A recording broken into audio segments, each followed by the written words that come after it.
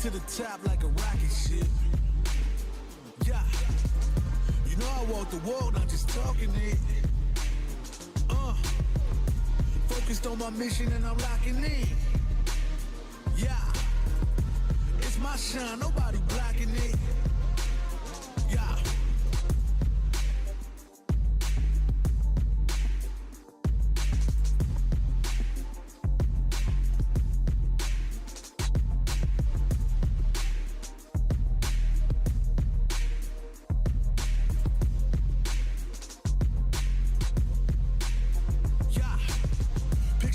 With a crown and a smile.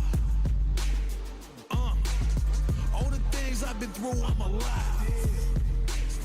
Yeah, it might sound crazy, but I know it. I gotta keep going. On and I don't stop. Cause you know I'm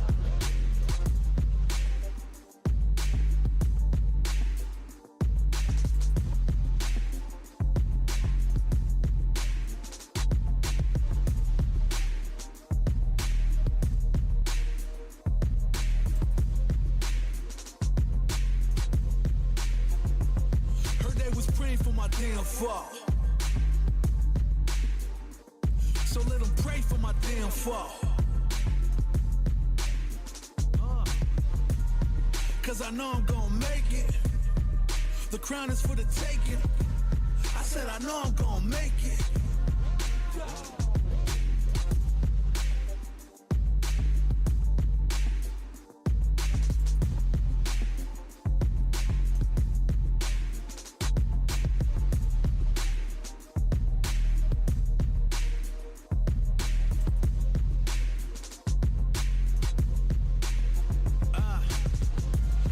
To the top like a rocket ship.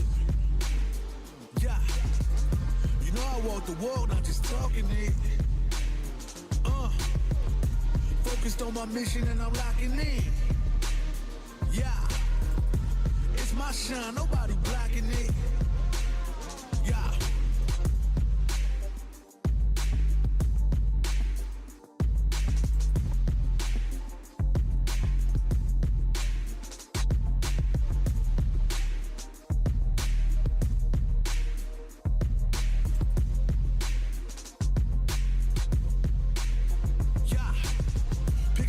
With a crown and a smile.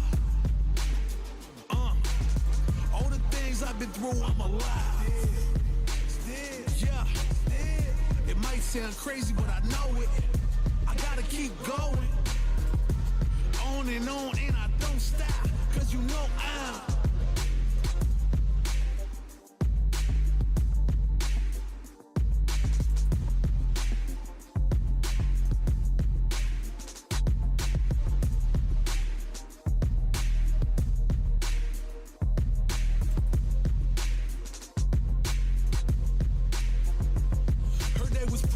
damn fall. So let them pray for my damn fall. Cause I know I'm gonna make it. The crown is for the taking. I said I know I'm gonna make it.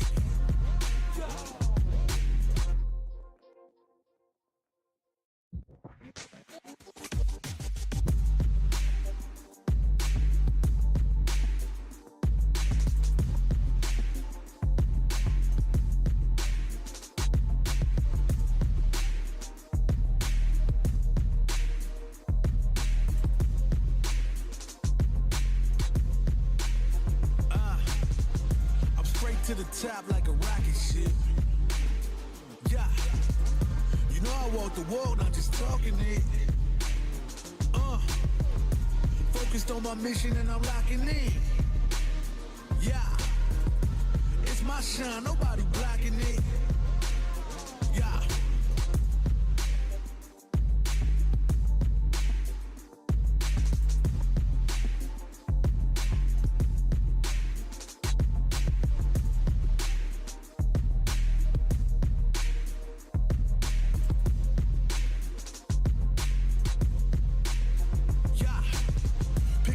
With a crown and a smile. All the things I've been through, I'm alive. Yeah, it might sound crazy, but I know it. I gotta keep going. On and I don't stop. Cause you know I'm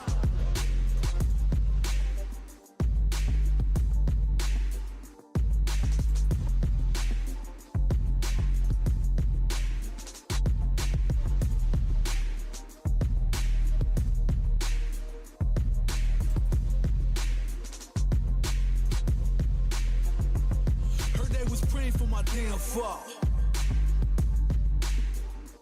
So let them pray for my damn fall. Cause I know I'm gonna make it. The crown is for the taking. I said I know I'm gonna make it.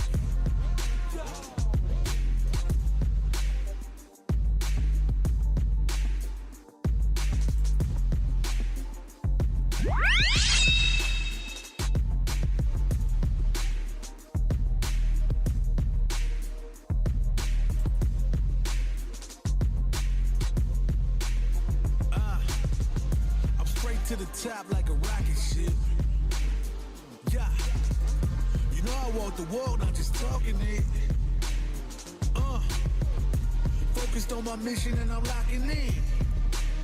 Yeah, it's my shine, nobody blocking it. Yeah. Yo, what's good, everybody? How y'all doing this fine evening? Didn't think I'd be playing this game on stream again, but here we are.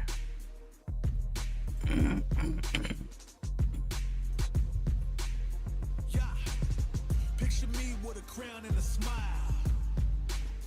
All the things I've been through, I'm alive. Yeah, it might sound crazy, but I know it. I gotta keep going. On and I don't stop. Cause you know I'm Alright.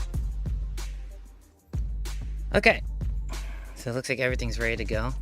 So today, I'm gonna be playing some Street Fighter 6, labbing out Deejay, learning some stuff. Before we get to that though, there is a couple of videos I want to watch first. There hasn't been a lot of stuff for me to react to that I think are interesting, but there are a couple of videos I want to react to today. After that, we'll play some DJ in the lab, and then actually try out the online, because I've actually never played online on my own. I've always played it with friends, so we'll see how random Netplay fares. Yeah. Alright, so we're gonna look at these videos real quick, do a quick little reaction. It also help out for YouTube content as well, because I get to farm that. But for that, I'm gonna put the YouTube links to the videos in chat, so you guys can go like and subscribe to the creators that I react to, because I do want to support them any way I can. That way I'm just not fully stealing their content. Alright, so the first video we have for today is Fighting Games Are Held to a Higher Standard Than Other Competitive Games by Sajam. So I'm going to put this link in chat. So go subscribe to Sajam, give this video a like, and all that stuff.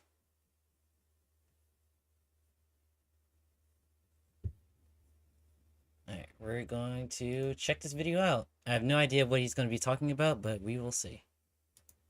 Now listen, we're not here to get involved with engagement farming and talking about bad takes, getting everybody mad and stuff. What I do think is interesting is some of the points that got brought up. Strive Tower is better than a normal rank system, excluding stability problem. Let's have a discussion about this real quick. Scroll up a little. Calm down.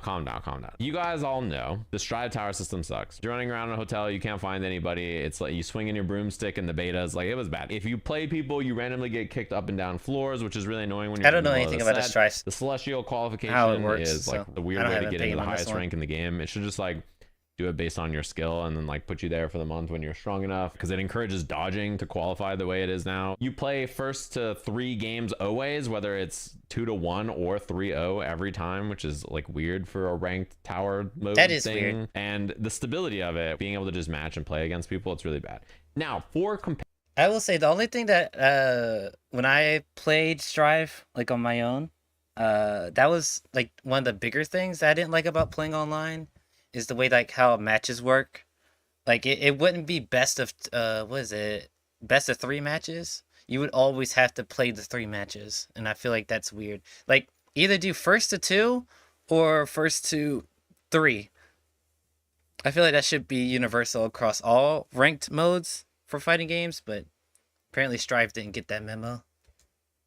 Comparison's sake, effectively the 2xKO lobby, and by extension other lobby systems that are similar to this, it's basically the same thing but extremely functional. You can just have regular queues while you're waiting in the lobby, so you don't have to run around and match people, which is really nice. And you can just sit on a cab and then someone can come up and play you. You can infinite rematch, and I'm assuming their ranked version of this will, like, you'll play a set or something. But to me, a lobby version of the way you navigate and play other people is actually not the problem. In fact, I think 2xKO matched me with people faster than playing Street Fighter 6 ranked. On average, you're always in the same lobby, and you can have problems where like people interrupt sets or you're infinitely rematching and then I mean, 2xKO was a brand new game and everybody was trying to play it. I don't know if that's a fair comparison. I don't know if that's a fair comparison. Then again, it depends on when he's talking about Street Fighter ranked. I feel like if he's talking about like day 1 Street Fighter ranked, well, even I don't know. I don't know if that's a fair comparison to compare Street Fighter and 2xKO, but somebody gets in the way, or like you want a new opponent but there's not somebody that you want to play in that specific lobby, so you have to leave and then come back and then whatever. It has cons for sure, and I do obviously enjoy the regular matchmaking experience that Street Fighter 6 has, but that game instantly got you into matches, which I think is a huge deal. Like if you didn't want to engage with the lobby and you just wanted to match with people over and over and over, it was very good at that. You could just find match and never really think about the lobby, or sit on a cabinet and never really think about the lobby and just play. That being said, having just regular ranked matchmaking, I click a button, I find another opponent, is like not a high bar, I think, to ask for. It's just a better way to engage with the game, I think. I agree, though. People. This brings me to the next point. The It part should- about lobbies and it being... I feel like there should be an option for you to go into the lobby or make a either make a lobby to interact with other people or just have straight menus. I feel like you can have both, right? I feel like having one or the other kind of diminishes, but like I feel like most video game companies can do both. Like for fighters, like if there was just a way I can just go into ranked mode from like the title screen, I could just do boom boom boom ranked mode, go into training mode, like instead of trying to click on the thing, have it load the whole game, then load the lobby, then load my player character, then load everybody else in the lobby, then I have to spawn in, then I have to walk all the way over to the training room, and then then I have to walk all the way over to the matchmaking, then walk all the way to the training mode, then select my characters. Like that's a lot. I mean, it's not a big deal, but you know, having menus is a lot more concise. Social, and I think why it's important is in 2xKO I played Pred. You guys, probably a lot of you know legendary Pred. We played 2 different long sets in the lobby, and both times we played, we talked after. How did this thing work and how did that work? And I was like, yeah, and also you were doing this to do that, and he's like, yeah, and then also this. Like 2 days later we ran into each other in the lobby again, we played another long set again, and then at the end of it we talked again. We were like, oh yeah, that was sick, like you were doing this combo, you did this ogi, you did this, I couldn't stop this. Because the lobby's there, you have the ability to actually communicate, which I think helps with the social aspect of the game, which is not something you get from just endlessly ranked queuing into the void. Which brings me to my next point. Fighting games are held to a higher and more difficult standard than all other competitive games. Deadlock is a shooter MOBA with literal paragraphs on items and dozens of purchasables with crazy builds gets a pass, but God forbid you add a motion input and 99% of gamers crumble. Now, we've talked about this. This is correct, but for a bunch of reasons. But one of the most common things... Do I agree with that? Fighting games are held to a higher, more difficult standard than other competitive games. I don't know if I agree with that. I don't know. Do I think I think other genres are more casual friendly than fighting games. I don't know if fighting games are held to a higher standard than any other competitive game. I don't know if I agree with that. Because like if a meta's out of whack, the entire player base goes after goes after the devs. If there's a broken hero or a broken character, or certain mechanics are not strong enough or too weak, like I feel like a lot of the things that fighting game players do, other genres do. I don't know if it's. I don't know if I agree if fighting games are held to a higher standard. I don't know. I don't know if I agree with that. I also don't know about other genres, so. Things I saw below this was basically everything else is a team game. You can rely on your teammates and like there's a social aspect and etc. That's actually why I think this point has a little bit of merit. I think it's wrong, but I think there's a little bit of merit. And the thing I was just describing where the lobbies let you communicate and talk to people, as all of you know, if you've ever played a ranked fighting game, I am fighting like a faceless void. Like you don't know the other person you play in ranked. You win or lose and you hate them. You can't stand them. They're not a real human. Every choice they make is like barbaric and stupid and bad. They are my nemesis who I want to kill. And every time they mash on your plus frames, they're like a drooling baboon, and then every time they do something good, you like come up with an excuse for why it was bad. It makes you mad. That doesn't happen, I think, as much in a system like this. Now on to Cloud's point. We all know this is true. Part of why other games get away with having bad tutorials and all this other stuff is A, they have another person to lean on, but B, they probably have more of a foundation in the genre oftentimes that they can get away with. The way you get into them is not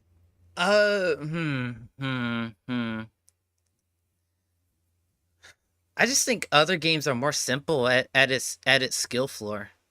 Honestly, I think most other genres at their skill floor are just way more simpler than fighting games. Because like if you think about it, like if you're playing a shooter game, if you're doing like Call of Duty, Overwatch, like Apex, right? If you're playing those games, left analog stick to move, button shoot, button reload, button scope. That's all you need to learn.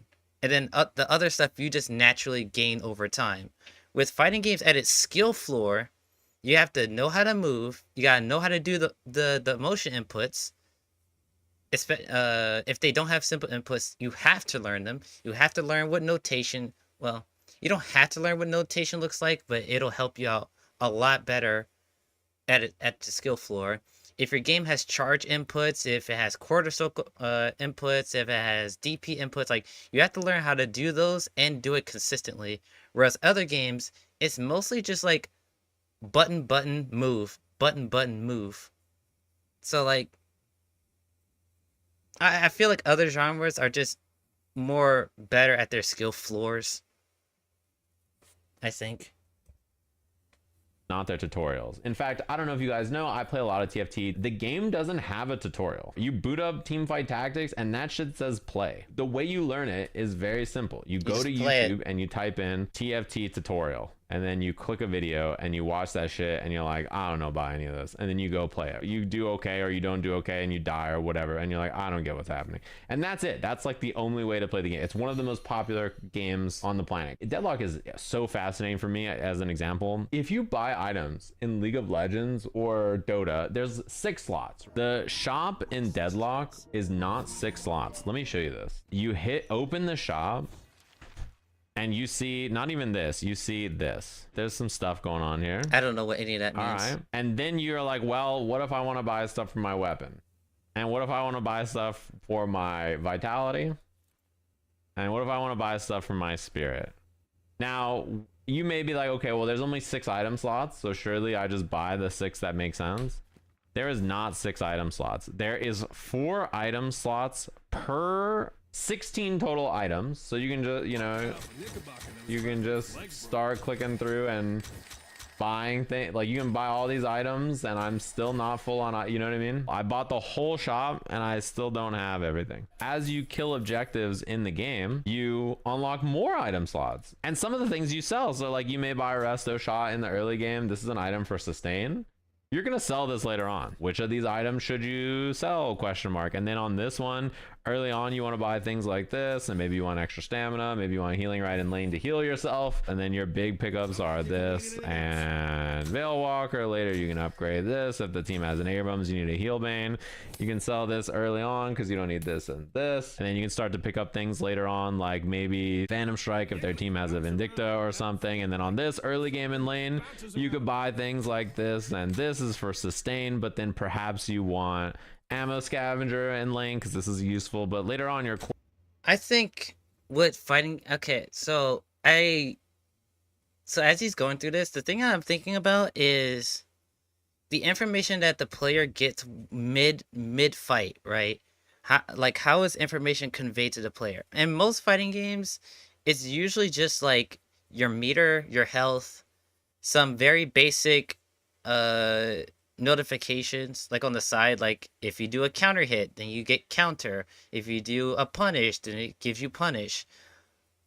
Some games will tell you if you hit your opponent overhead or low, like Skullgirls. Others do not. I feel like when it comes to fighting games, the amount of information mid-game you get, the better. And I feel like for these games, information is just like a lot easier to grasp because it just straight up tells you what everything does, and you can look at them mid-match in most cases. Whereas fighting games, you can't really do that. Like you have to like if you're playing like a Shoto and one of his buttons are plus on block, you won't know it's plus on block unless you purposely go out of your way to look at the character sheet in training mode specifically. It's not like you can pull up the freaking move list mid-match unless you're like playing Mortal Kombat. I think Mortal Kombat is the only fighting game that does that. So like it's not like you can just have information every time you play a fighting game, whereas games like these, your information is always there. Yeah, what's up, Eric? It has been a long time. How you doing, dude? But yeah, I just think fighting games needs to have better information mid-match instead of leaving it all in the tutorial and training mode.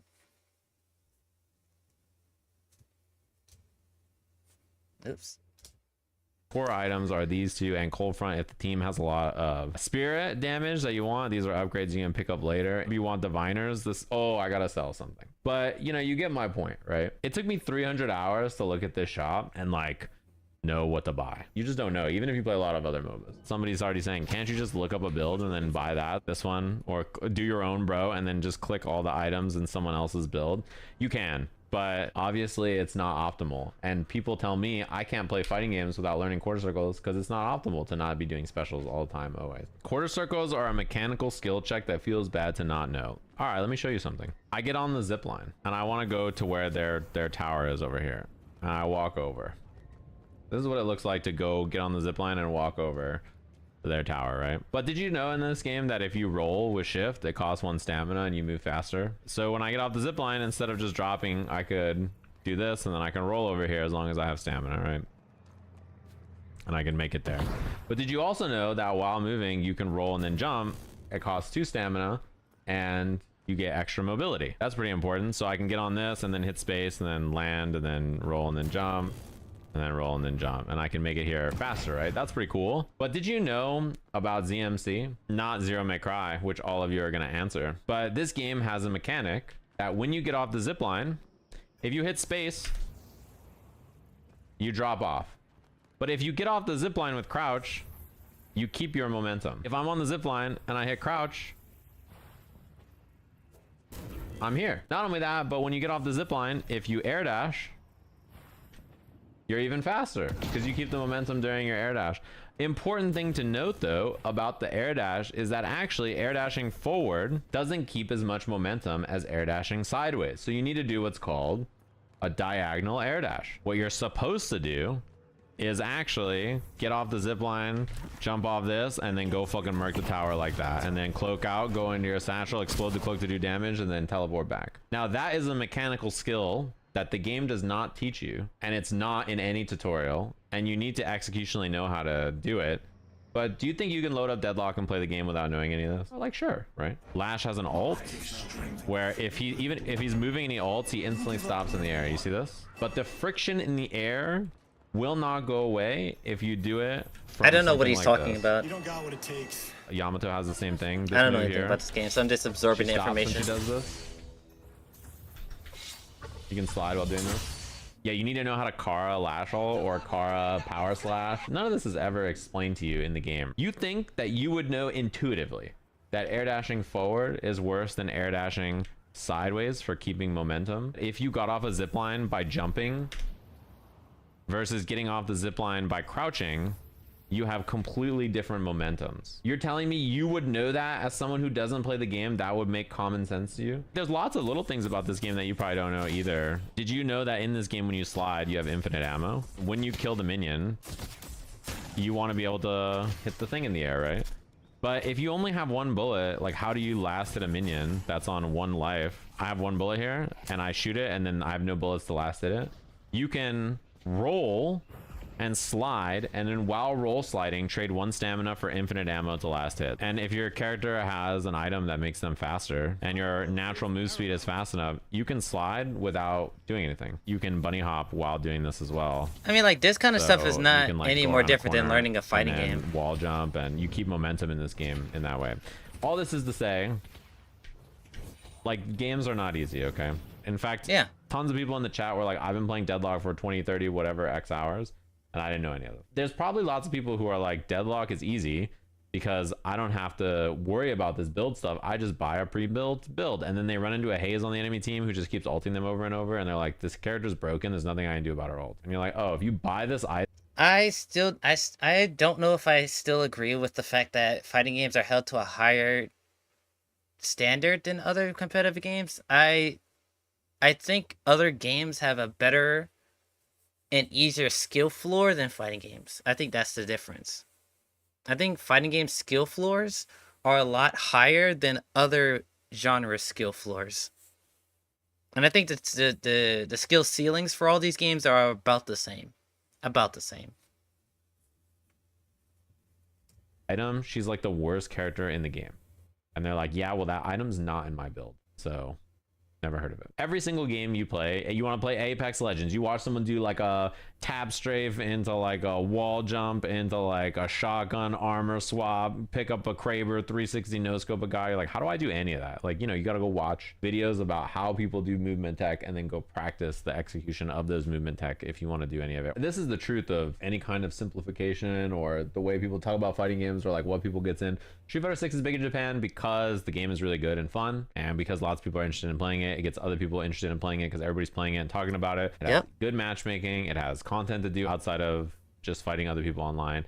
It's got really useful online things, like online training mode is a really useful feature when you're teaching new players. Modern helps. Like modern is useful. Crazy take. But you guys saw that we did our Wait, slam, my take or almost nobody played modern. Cloud's I don't think take? it's an easy fighting game. I don't agree game with to like Cloud. jump I in don't. and play. Street Fighter to me has never been the easy fighting game to get into. To be honest, I think versus games, they're a lot more approachable in the sense that you can just kind of mash and have fun and have a good time. And like a game like Tekken, you can just swing at a low level and do the sickest shit you've ever seen in your life, and it's a great time. Soul Calibur has that. Street Fighter is like probably the worst game to mash buttons and have cool things happen. That's one of its weaknesses to like casual appeal. Dude, I haven't heard of a Soul Calibur Derek game in Enos so said, long. the reason FGC is so starved for new players is not because they're too hard. It's the financial barrier to entry, lack of new player resources, and community's elitism. If people disagree with these reasons, they are lying to you. It's impossible to disagree with these reasons. Hold on. I want to read this. The reason the FGC is so starved for new players is not because fighting games are too hard. It's the financial barrier to entry, a lack of new player-friendly resources, and the community's general elitism towards casual players. The last one I 100% agree with. 100%. Lack of new player-friendly resources. I don't know if I agree with that. And maybe it's because I participate alongside other like I watch other FGC players, but I feel like there's a lot of people that play fighting games that do tutorials that plays pretty much every character in the roster. Like there's somebody that plays your character on YouTube that you can steal tech from. Like I don't know I don't know if I agree with the lack of new player-friendly resources. I don't know. I don't know if I agree with that. Um,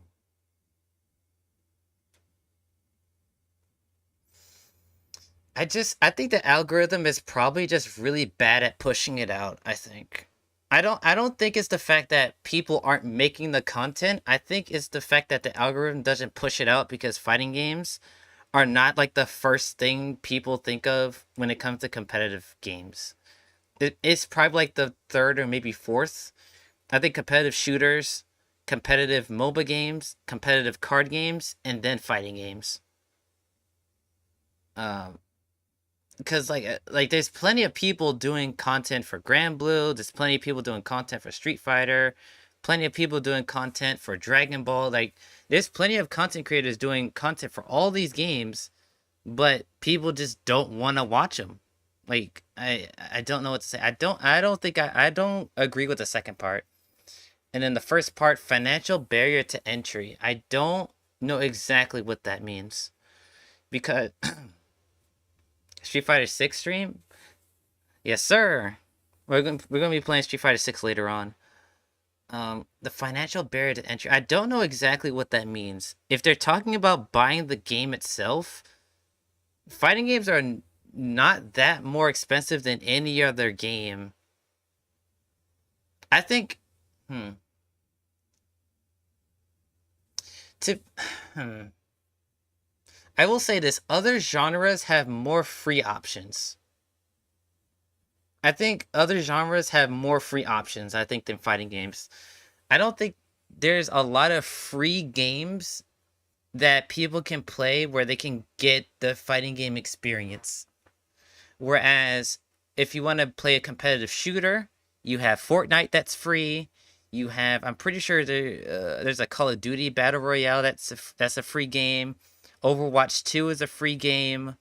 If you want to play like a card game, I'm pretty sure like you can get into like Yu-Gi-Oh and Pokemon relatively like without stretching your pockets that much. Like maybe for like a basic deck or some shit. Like I, hmm. I will say there's definitely more free options when it comes to other genres, but I don't think the financial barrier is so much higher than any other game. I don't think so. I don't know. I don't know if I agree with this. I don't know. Let's see what he says. So They are lying to you. It's impossible to overstate the financial difference. I want to play a fighting game, it's $60 versus I want to try this game, it's $0. Between okay, yeah, that's exactly what I was saying before. Like other genres have more free options, but I don't think that's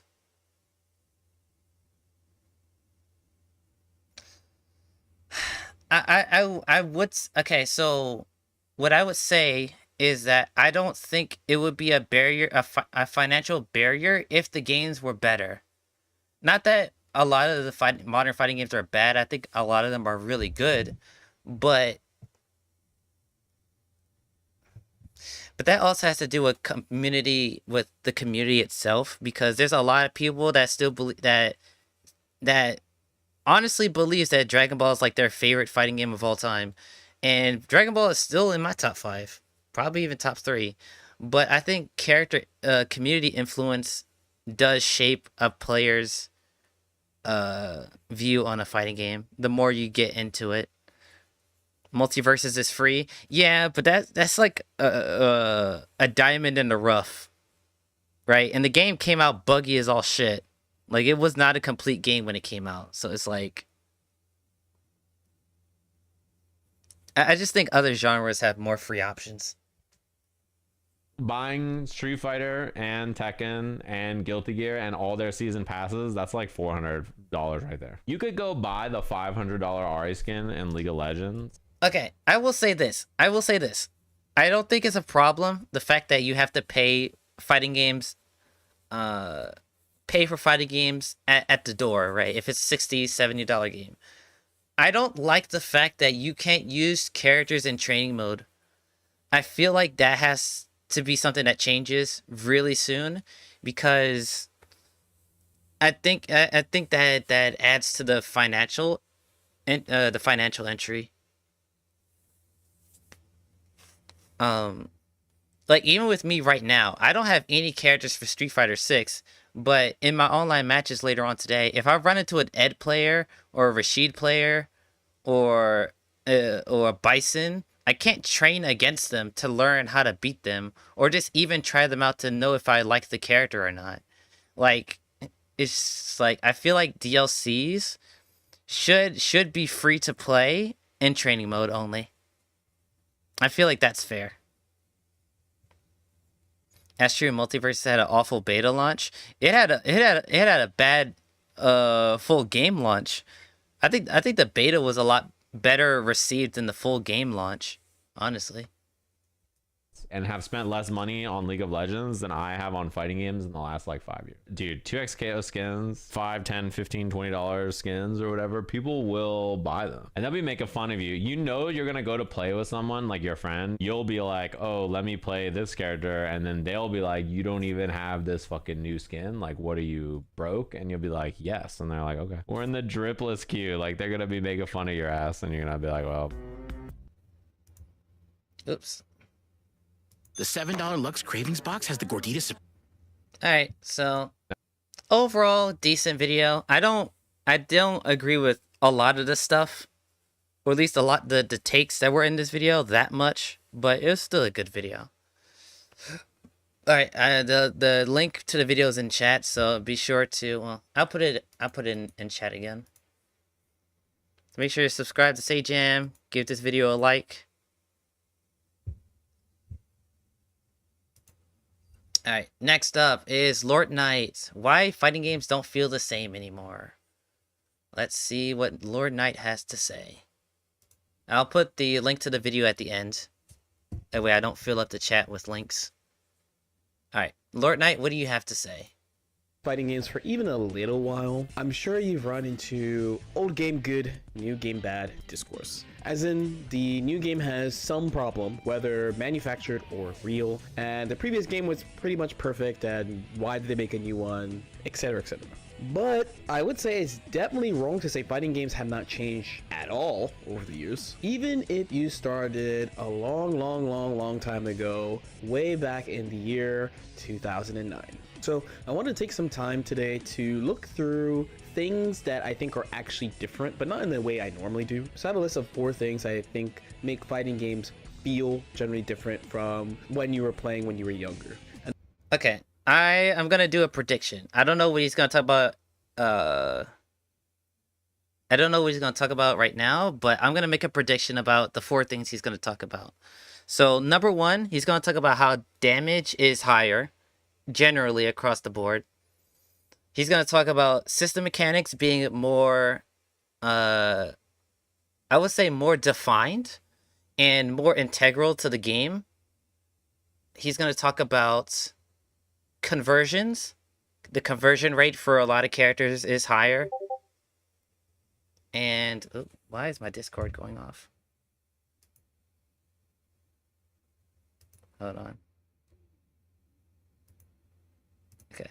So I was saying damage is higher. System mechanics are more integral to the game. The conversion rate is higher. And I think character strength is more character strength and gameplay styles are more homogeneous. So character gameplay styles, damage is higher, conversion rates are higher, and system mechanics are more important. All right, let's see what he says. Oops. And the place I would definitely start would be with patches. Some of the beloved fighting game classics have been described as oh shit. Oh, why? Uh-oh. Whoopsie. Hold on. Ooh. Why did that happen? Hold on.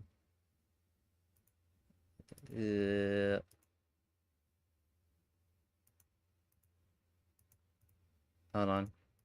Uh-oh. Uh-oh. Uh-oh. Uh-oh. Ruh-roh, Raggy. Ruh-roh.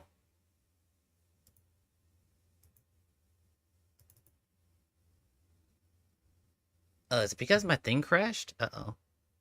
That's not good. Let's see. There we go. Sorry about that. You thought that was you? What, the link? Little accidents. I've heard that about games like Marvel vs. Capcom 2, CBS 2, and of course the first competitive 1v1 game I personally played, Super Smash Bros. Melee. Oh wait, what was he saying about patches? With patches. Okay, patches. Some of the beloved Patch fighting culture. game classics have been described as happy little accidents. I've heard that about games like Marvel vs. Capcom 2, CBS 2, and of course the first competitive 1v1 game I personally played, Super Smash Bros. Melee. So each of these games have something a little bit different. With Melee, so that's a game like I actually played compared to Marvel vs. Capcom 2 or CBS 2. There are so many things that seem to be accidents that people use to play the game. And the obvious, most famous one, no matter if you started recently or if you played way back in the day, would be wave dashing. This is a movement technique that involves air dashing into the ground, and it makes the game way faster because in combination with dashes, you can make your movement very ambiguous and quick. But since that's the obvious one to talk about, that's not what I'm going to talk about. I'm actually going to talk about something else, which would be the short hop. So one of my definite most favorite characters that I definitely think takes a lot of skill, and I'm not being sarcastic at all, is Falco. And one of the first things that you learn with Falco is how to do the short hop fast fall laser. When you do the laser on the ground, it has a lot of recovery. As in, he shoots the laser, he takes a pose, but he has to put the laser back and then you can move after. But for some reason, when you do it in the air, it has no recovery when you land. So if you could do this quickly, you can control large swaths of the stage very quickly, and it is a very difficult thing to deal with when you're just starting the game. I did call this a beginner technique, but my question for you is, did you find this on your own by any chance? This question is... I feel like a lot of people I've didn't. moved away from financial spreadsheets with QuickBooks. Everything's I think word of mouth more is for very important for boomers, stuff like this yes, back in the day. Because it's not something I personally found. Are there any nerd emojis watching right now? And you might be like, that's an interesting choice to be like, short hop. Nerd the fact that emoji- short hop emojis. projectile doesn't have any landing recovery, so you can use it to keep advantage really easily, is an interesting example. But another game that has that is actually Marvel vs. Capcom 2. When you think about Cable, his signature super move is the Air Hyper Viper Beam. And just like Falco, The short hop is like quickly short tap on the stick or D-pad. The way that the only Smash game I've ever played is Smash Ultimate. The way that I understand short hopping works is you jump and then you hold down so you fall faster. I think that's how I basically do it in Ultimate. Cause like you can change your momentum in the air by like holding a direction, and that's basically how I do it. I think there might be like some other technique for Brawl. For Brawl, I think it might be like you jump, but you press laser at the same frame. So like he's technically in the air when he shoots the gun, but you're not really. I don't know how that works. That's my assumption. Like you either jump and shoot at the same frame, or you jump then shoot as soon as you come off the ground, and then like you fall faster because he's in the shooting animation. At least that's what I assume how it works.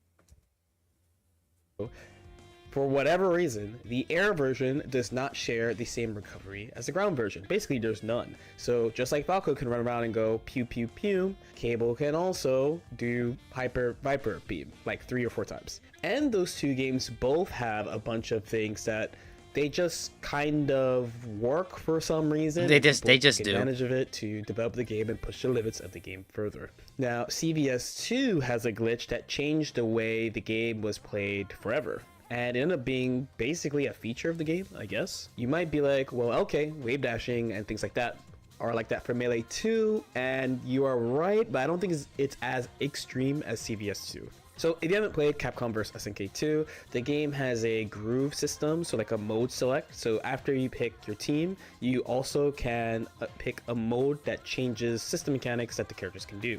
So the thing we're talking about, and of course my boomers already know, is the roll cancel. So 3 grooves have rolls. The C groove, the A groove, and the K groove have invincible rolls. I didn't mention it, but I don't I know said what C, A, all and this K, means. right? So there's the CAP for Capcom, and there's the SNK for, SNK. So these rolls act like rolls in most modern fighting games. If you play games like Grand Blue Fantasy Versus, for example, has them, KOF has them.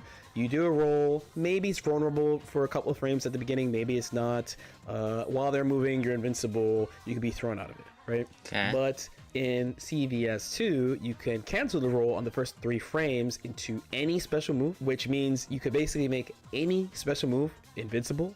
Ooh, what? Like, any character in the C, A, or K groove is Slayer from Guilty Gear, which I did not write in my script. It just popped in my head right now. That's Oh, nah. really makes it feel crazier. If that doesn't like make you be like, wow, this sounds really broken. Can you imagine like M. Bison, for example, with an invincible Psycho Crusher, or Blanca nah. doing an invincible electric chip damage move that's also plus? It's in CBS 2. That's the game that has that. Oh, nah. And despite it sounding like crazy though, it did change the game a lot, and people learned both to use it and learn how to fight against it. I went in with CBS 2, but these 3 games that I just talked about, Marvel vs. Capcom 2, Capcom vs. SNK 2, and Super Smash Bros. Melee, all also share a unique problem from this perspective. I mean, a question, if you will. And that question is, what happens now? What do you do with the advent of a new game-changing technique? Do you let play people it. try it? Does it seem too good? Do you ban it? No, you Wave just- dashing you at just the play it. beginning, right? I played this game in 2006. Wave dashing was just like, okay, we're moving fast. It's not something that like breaks the game, but something like roll cancel seems incredibly powerful. Any special move can be made invincible, and there's no one to really like complain to. The only thing you could hope for really is a brand new game that fixes the problems. So people had to True. play what they had, and new strategies and tactics were developed around things that were discovered. You couldn't rely on the not devs just to the things fix that I it. mentioned, obviously, but any random bug, glitch, or esoteric that gets discovered and used in a And that's the thing. That's why I'm the advocate of not being a huge fan of patch culture, because yes, there are a lot of things in fighting games that are broken, needs addressing, but people are so quick to say whenever something is even a modicum of strong in the game is to freaking complain on YouTube or Twitter and be like, devs, you guys suck at making games. The last game was so much better. You guys need to nerf this and buff this and nerf this. I'm like, but the game is only a week old. Like, what the like, bro.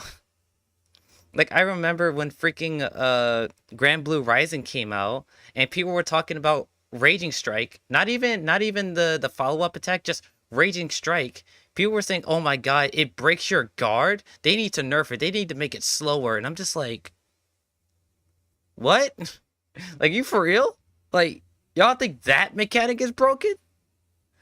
And then we learned about and then people learned how to abuse 6XL with the dash macro. And that's actually a mechanic that needs to be touched up. But nobody was really talking about that at the very beginning.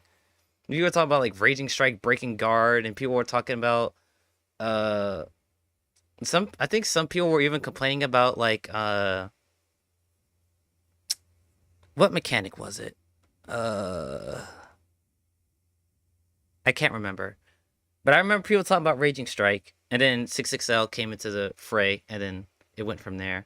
But like the game it would be like a week old, and people would be like, the devs that gotta nerf this shit like that. It's like, let the game breathe, like allow counterplay to arise. Like, people are so quick to just give up and say, devs, patch it, and then they just complain about it. It's just like, bro, that's one of the reasons why the one of the only things I'll give Dragon Ball FighterZ Season 2 is the fact that we didn't get any patches that year.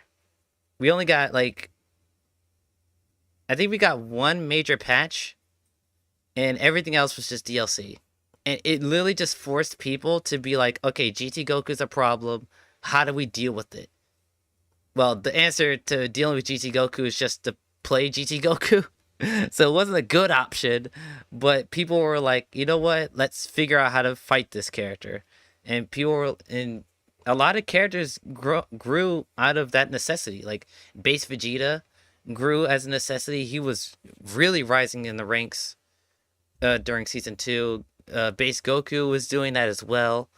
Was Cooler out in season 2? Yes, but I don't know. Season 3 is when Cooler started making rounds. Season 2, I'm trying to think who was another character that got really popular during that time. Tien started to get more popular in season 2. There was a couple other characters, but that came out of the necessity to fighting, the top tiers, GT Goku, Bardock, People wanted to find solutions to these characters by playing other characters and figuring out different team comps and stuff. And like nowadays it's like, oh, something's broken in the game, complain about it and don't actually learn how to fight it. Game. So this brings us to today. While the short hop laser example might stay, I don't think they would change. Bro, if Brawl came out today and people learned how to wave dash, Twitter would be on fire talking about, devs, patch this out. Characters shouldn't be able to move that fast. Something like that. I don't think things like Air Hyper Viper Beam comboing into itself and definitely not roll canceling would endure modern patches. Really think about it about roll canceling. Do you think they would let, say, Kai, who everyone definitely loves, do like invincible food arcs and stuff? Like I don't think so. I don't think that would last. But I mean, I've been talking in extremes, right? A more recent example, and I think something that's a lot easier to point to, is actually not in my field. I was thinking about talking about how they changed like Snapback and Dragon Ball Fighters from season 2 to season 3, but I think a better example is probably something that actually popped up on my feed recently. This is from Street Fighter V. So fellow fighting game content creator Brian F played Oro at some point in Street Fighter V, and Oro had a fast fall in Street Fighter V that seemed to be unintentional, and it looked like he was having a lot of fun. There's a bunch of videos about it, like, oh man, check out his new tech with Oro, it's sick, he could do this fast fall thing and really mess with people. And then they passed it out. They passed it out. They're like, no fun, no unique characters. Shit out because it was not intentional. So the party lasted, I don't know how many months, maybe 6 months, maybe a year. And not only that, it's a patching game. So to my knowledge, you can't even play that version of Street Fighter V if you even want to. So for better or worse, you don't really have to deal with unintended things. It's like we're really playing the game that fighting game developers are like really presenting to us. And I think for especially a lot of the popular, more classic games, there is this thing of like, oh, there's like a real game under the game that we're presented, as opposed to today where devs are like, oh, here you go, this is what you're playing, these are the characters, this is what we did, this is what they do, this is what we kind of want you to do, go have fun and see what you could do. If anything's broken, we're gonna patch that shit real quick. The more curious among you were like, you did mention this thing about you kind of have to play it out and develop what you could around what's being discovered. How long would people have to wait? Well, that's kind of another reason why I kind of picked the games I wanted to talk about, right? New Smash games are pretty uncommon. You know, Melee came out in 2001. Brawl, I want to say, was like 2008. I'm pretty sure. Where Marvel vs. Capcom 2 and Capcom vs. SNK 2, these are games from the dark ages of fighting games. Despite fighting games being released during this time, it's really the dark ages of Capcom fighting games. But that's honestly a whole other, I'm not even gonna go there. But I think we can say patches are overall pretty good for fighting games. Not only do they patch out things that might be like honestly broken or maybe ruin the game or warp the balance of the game a lot, but also in that we don't have to wait for brand new games to get these fixes and updates and stuff. That's the fair. Expectation right now for at least all the fighting games I've played is that the balance patches are free. This video is brought to you by manscaped.com. The holidays are coming quickly. That was a weird transition. You didn't even try to transition into an ad. Or party. But that's what Manscaped is here for. So his opinion on patches being good overall a benefit for fighting games going forward. I don't disagree with that take. I think overall patches are good for the game. I just think they need to be less frequent, and I don't want to say less dramatic, because it depends on like what game we're talking about. Like a game like Street Fighter 6, whose system mechanics and characters are so specified and the devs know exactly how they want their characters in game to be played, is like they don't need to do drastic changes to the game to really do much. But also you do want to keep your player base not like, you don't want to bore your player base. You want to add stuff to it, over the next couple of years, so then when the new game comes out, you could just start all over and do your best. But like, it definitely does depend on the game. So I don't like patch culture, but patches themselves I'm not 100% against. I'll just leave it at that. With the Beard and Balls bundle that includes the Lawnmower 5.0 Ultra. This is a weird ass ad. I'm not gonna lie. There was like no transition to the it. Lawnmower 5.0 Ultra features 2 interchangeable skin-safe blade heads, giving you the luxury of choice for your shave. On top of that, it's waterproof. So I do not have it's a Manscaped, but I do have an electronic Beard razor. head It's actually is really perfect good. Companion for styling facial hair. It's We all my have hair parts grows like of the really beard, slowly. and Like my the hair beard grows culture like really complements that by slowly. having 20 So different I don't need to shave like that options, often. double But when I different do, beard. These I two got together. Bundle up one. and save with 20% off and free international shipping when you use code LordNight. maybe I should shave tomorrow. My hair is starting to grow back a little bit, Thank you but to it's not that Manscaped much. for sponsoring this video. But another way that fighting games kind of feel different from the past is, well, the actual feel of the game. How do fighting games actually read your inputs? What gives fighting games that like crispy, responsive feel? I would say it's a combination of 2 main factors. So the first one, the input buffer. As in, how long does the input buffer of the game accept? So far, I'm 0 for 4 so far in guessing what he was going to talk about. Your inputs. The smaller the buffer, the less time the buffer will save your inputs. The bigger the buffer, the opposite. You might think bigger is better, but if the buffer is too big, you'll get moves that you don't want. True. I really felt this when I started playing Smash Ultimate way back when it launched in 2018, and I believe that game has a 10 frame buffer. Now, if the buffer is too small, rather than you getting stuff by accident, you'll feel like the things that you're trying to do don't come out at all. So, for example, a pretty common thing in older fighting games is that if there's some type of input shortcut built into the game, which they would generally do by using multiple buttons, then you had to hit these buttons on the same frame. Remember, a lot of fighting games in the past would release in arcades. First, you couldn't really customize your controls that much, if at all. So take, for example, the first traditional fighter I played, Melty Blood. Love talking about Melty Blood. So in that game, you could dash and air dash 2 different ways. You can either do a manual input, so a dash. I know this comment has nothing to do with what he's talking about, but it's actually kind of crazy how he didn't really keep up with Lumina. Because like, for as much as he talks about Melty Blood, he didn't really stick with Type Lumina that long. I think he only played the game for like maybe like a month, maybe 2 months, and then he just like went back to Guilty Gear, which is a shame because I actually liked watching him play Melty Blood, Type Lumina. I think Type Lumina is a really fun game, and I wish it did better with the general audience.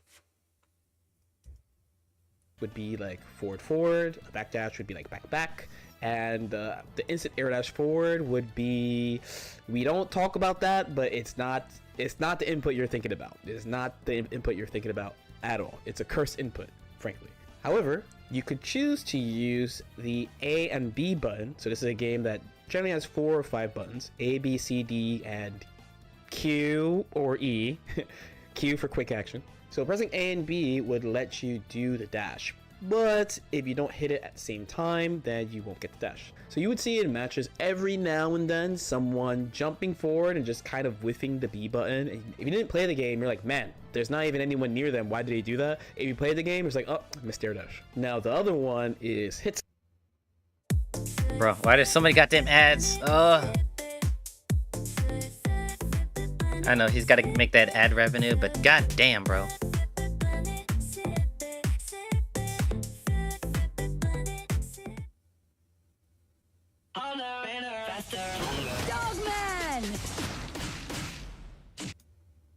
Hit stop. So, my best friend Info has a great glossary, an extremely brief moment where the game pauses for dramatic effect whenever an attack successfully hits. If you increase how many frames an attack's hit stop lasts for, you can greatly exaggerate the power and force of a strike. And So is this usually like when you people get feel counter an hit attack is in beefy, Strive? They go like it's because of counter. this. And honestly, this is a perfect definition. It's why jabs feel so light and quick compared to like heavy attacks or big command normals. And I also think, unlike buffers, it's probably a lot more obvious why too much hit stop is not a good thing. Not only does it kind of make things visually clunky, for lack of a better word, it can actually make some defensive options weaker, on top of making the game itself slower. So let's take a look at this CS2 Makoto combo, for example. While it's clear that these moves are heavy hitting, this combo just slows the game down all around. And to be honest, even without this extreme, long combos plus a lot of hit stop just kind of makes the game feel like heavy, for lack of a better Yo word. got a trophy BlazBlue ended up for that. reducing the hit stop in Chrono Phantasma, which contributed a lot to the high-speed game that we see now. And it's kind of funny that I hit on hit stop, ha ha ha, because the next major thing I'd want to talk about, the third thing, would be about slowdowns. And I really keep thinking about a comment I got about I don't know Tekken 8. where So he said earlier about this this year, one. I challenged myself to play Tekken 8 for 1 week. Really, it was 72 hours, but I extended it to 1 week because I was salty. I really wanted to get that purple rank, right? And Tekken 8 has a new mechanic called Heat. So this upgrades your character.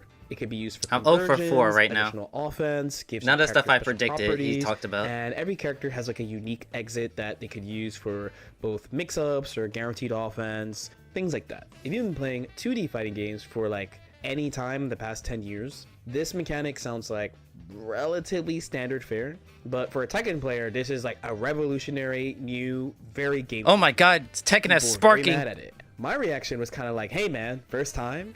Hey, man, first a lot of time? replies I got was like, "Yeah, dude. Like, if I wanted to deal with screen freeze, character pose, power up into plus frames, I would play the games that have that." And I was like, "You know what, man? Fair enough." And I think it leads into another kind of like good point. Like, outside of whatever real Tekken is supposed to be, right? It's an addition of a thing that you have to deal with again every single round that both slows the game down and also doesn't make you feel like you're actually in good control of the match until this thing clears and you get past it. True. And I'm not saying the match itself is slowing down. You'd be thinking about like a, say, Dragon Ball FighterZ sparking type thing, where like the momentum basically freezes and can potentially flip instantly. Yeah. Because sparking gives you So HP much, back, dude. It gives you a bunch of special options, Yeah. new combos, new mix-up opportunities, and people generally use it to protect their team. So if you had a lead in the 3v3, someone is likely going to use sparking to try to reverse that and try to get them a lead of 3-2 instead of you. So I'm not talking about that. What I'm talking about is Heat quite literally freezes the game while the character is like, "I'm going into Heat," letting you know that it's about to be party time. Fighting games have a lot of these type of activations and slowdowns in general.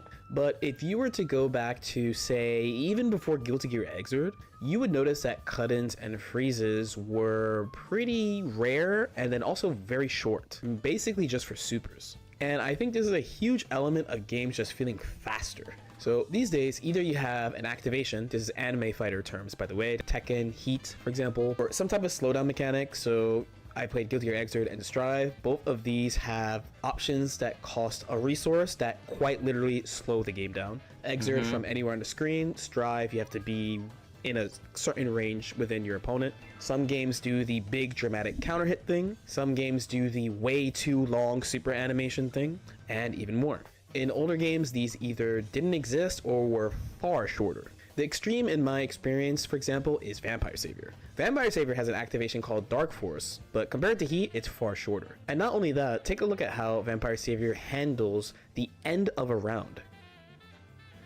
Yes, this is the end of the round. You actually There's no kind of what? get Oki There's no slowdown at all. There's no Nah, going back to bro, the that's screen. ham. The What the knockdown f- system is pretty fair in this game. You know, you can roll, you're What? invincible, but you could read the roll and mix them up that way. Bro, that's so ham. What the hell? Did y'all see that shit? There's no, Bro died yes, this is the Bro, no way. Nah. goes the end of a round. He died in fight. Yes, this is the end of Like, the round. You actually what? just kind of get Oki. What the There's f- no slowdown at all. There's no going back to mid-screen. Oh the my knockdown God. system is pretty fair in this game. You know, you can roll, you're invincible, but you could read the roll and mix them up that way. An important thing to note, though, is that the HP totals also carry. So whoever's in the lead, it's not like they refill their life bar. You just continue from where you're at, which means also, if you're down for some reason, Bro, another ad, bro. It wasn't even 2 minutes. God damn it, I hate YouTube.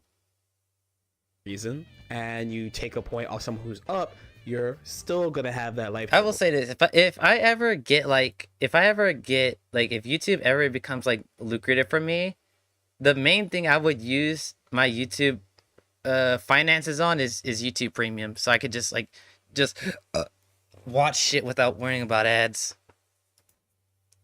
There's recoverable life in this game, but it's fine. However you feel about how fair this is, we hopefully can agree this at least keeps you locked into the game. If we were to use Strive as an example, I actually think they do a pretty good job of this.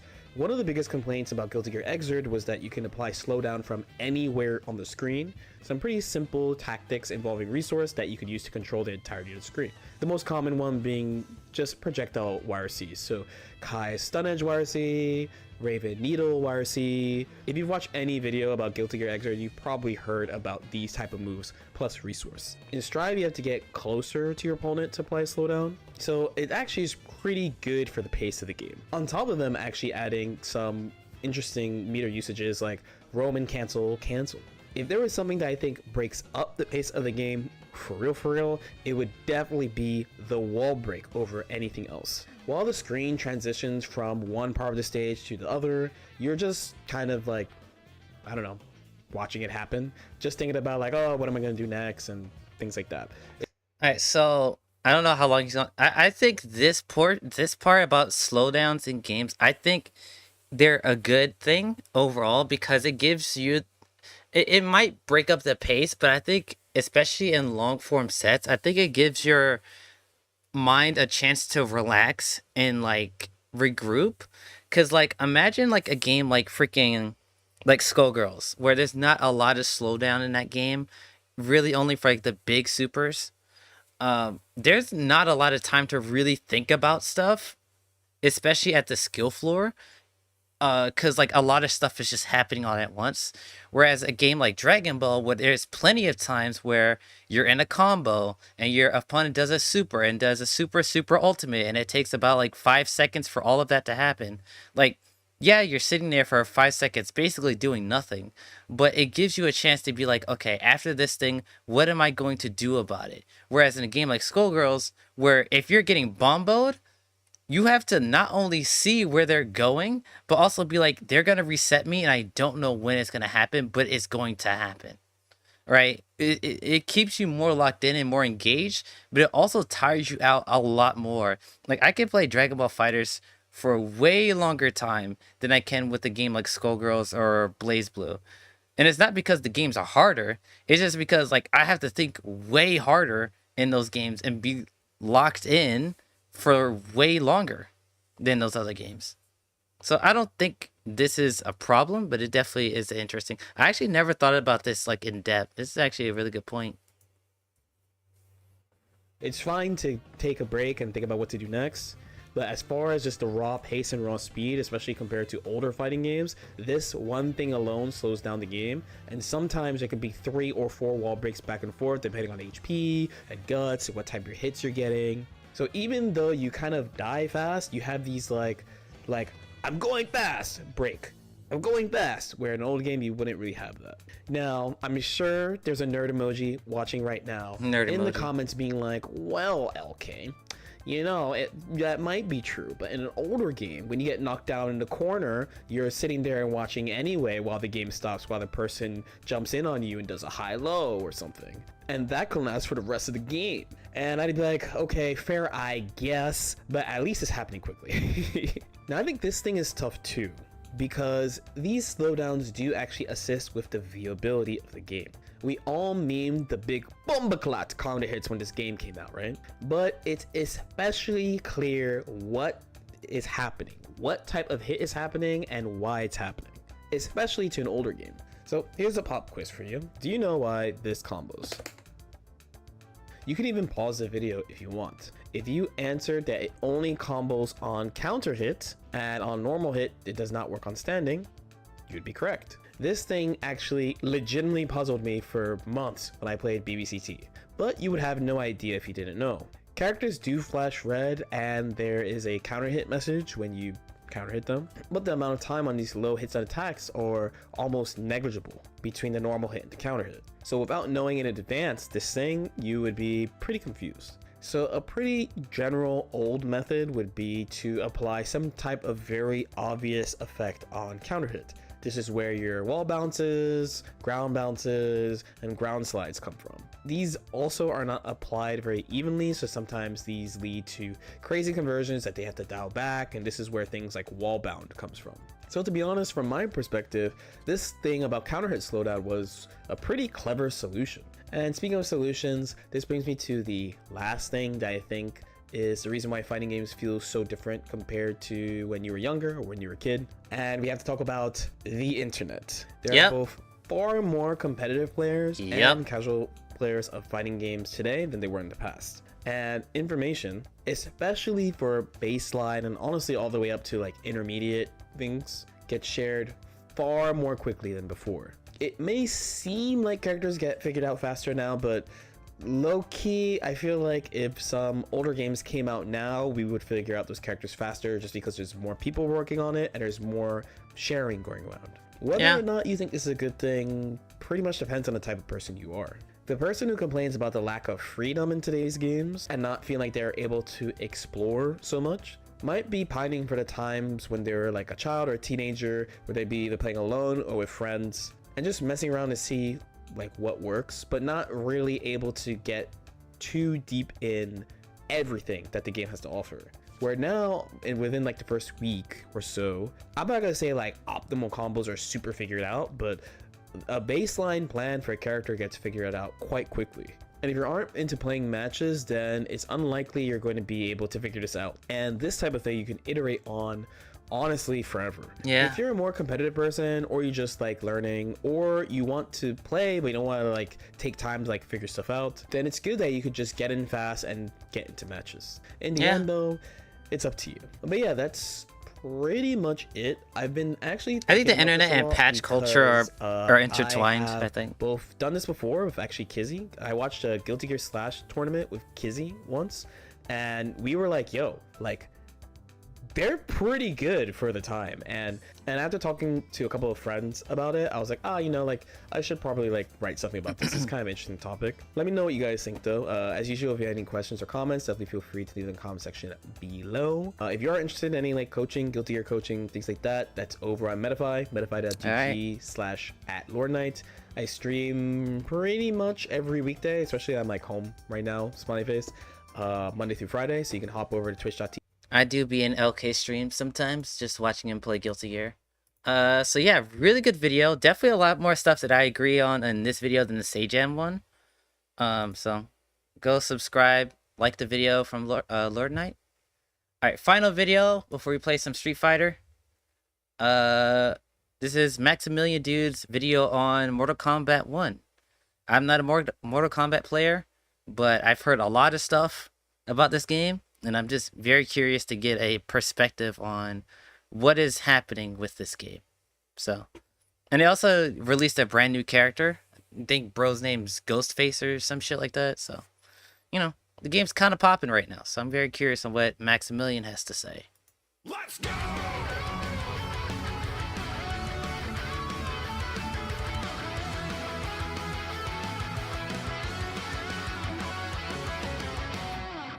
let's talk about a couple more things just to solidify where my stance is on MK1. I've obviously been playing MK1 off and on for ever since it came out, but I've gone through some pretty big gaps in between because the DLC characters weren't really, you know, jiving for me. But as soon as Takeda came out, oh boy, this is amazing. Like, oh my god. And then other characters that have come out since then are really fun. I think Ghostface is amazing. So several elements in MK1 didn't hit for me at the start in the roster, specifically in MK1's in trouble. That's what I've been hearing. I don't know.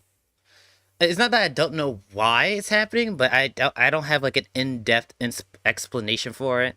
Eldo and Dash are like really big Mortal Kombat fans, and like whenever they talk about the game, you know, they talk about like, you know, WB, the balancing, the content of the game, you know, so they have their own legitimate reasons, but you know.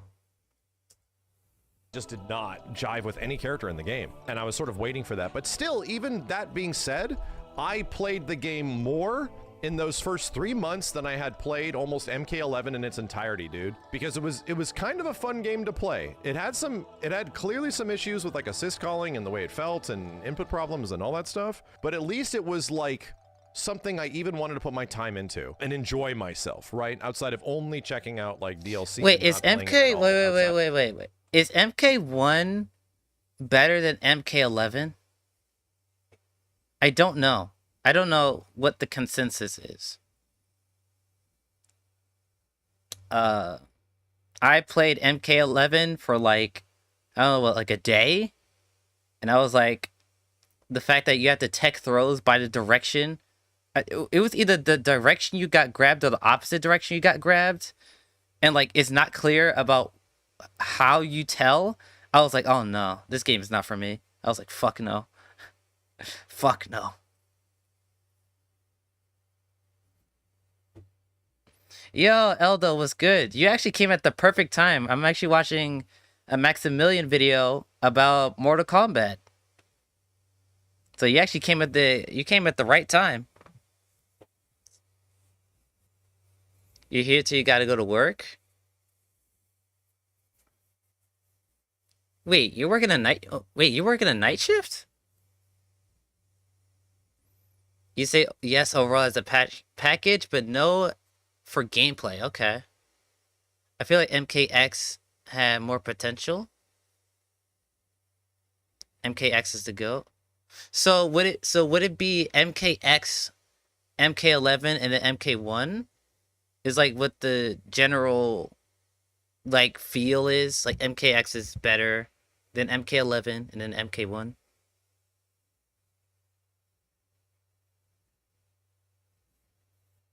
Unfortunately? Damn.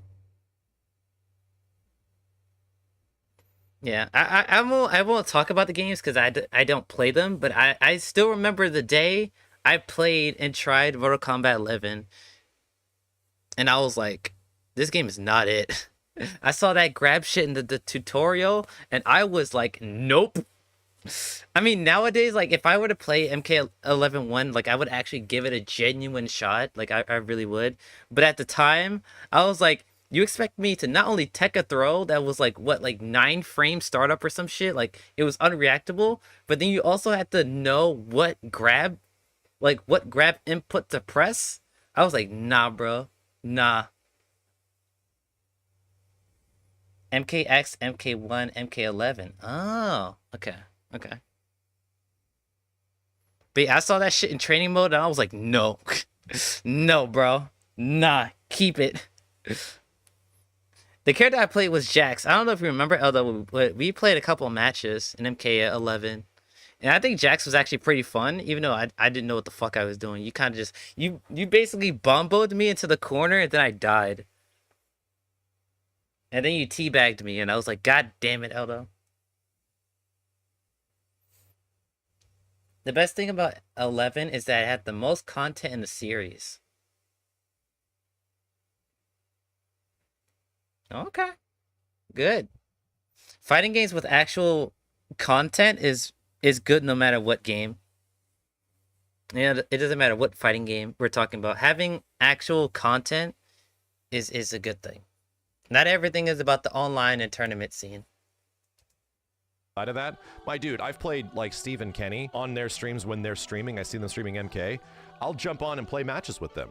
I don't do that for a ton of games, man. I really don't. MK1 is one of those games that I'm like, yeah, I just want to play this right now. I just want to jam on some MK1, sure. That wasn't the case for Injustice 2. That wasn't the case for MK11. It was not, at least for me. So there's some gameplay stuff in the game that is pretty fun. However, it was always held down by, I'd argue, the worst feeling NRS game out there. A game with some cool ideas, but not great execution. The cameo system, I like the idea for it. And then eventually how you do it, not good. Do not like. It's gotten better, but not good, do not like. The only way I can really compare this to... Wait, what does that mean? Wait, he likes cameos, but the way it works, he doesn't like? Does that mean, like, system-wise, or the character? I don't know exactly what that means. 11 was very casual friendly. Okay. Even though you love the assist, it shot them in the foot because the first thing casuals asked for was, can we turn them off? God damn, really? Oh, no. No shot. So, the main gimmick for the game, and people were like, this is trash? They didn't even explore the game yet, and they were like, turn it off? For real? God damn.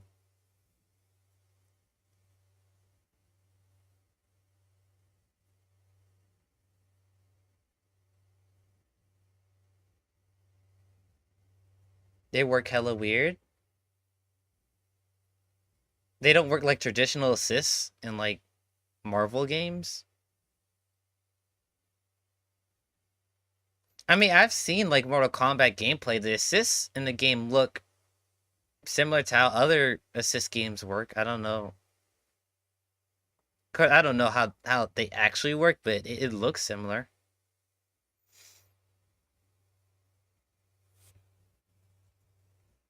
Other games. I think I literally have to bring up MK11. So MK11, and I'll give you guys a visual example. We did this before. MK11 introduced the cameo system, right? Literally had, in some modes, the ability for you to call in other characters and for them to do exclusive moves. So it's like, tied to the analog stick, the right analog stick, up, down, left, right would do different things. Bam! Character comes in and does something. But there was no posing. There was no awkward, long animation that the characters effectively had to take in order to do it. MK1 was designed with different constraints. Clearly, we don't want that overall, right? You just don't want a whole game that is effectively poseless, what they called ambush cameos, the entire time. We don't want that. That game would be absolutely effed up. But I think the fact that the game at a core level, at an early design state, probably didn't get the time for them to figure out how they wanted to create a game that had assists and stuff like that is weird to me, because they feel so weird to use. They feel like worse versions of almost like MVC1 assists. And if I go back and think of MVC1, yeah, I love that game, but dude, if you what Mortal Kombat game is this one? It has the Terminator. So this is 11, right? This is Mortal Kombat 11 because it has a Terminator in it. You're bumped about the news? The direction inputs feels off sometimes? You mean like the buffer system?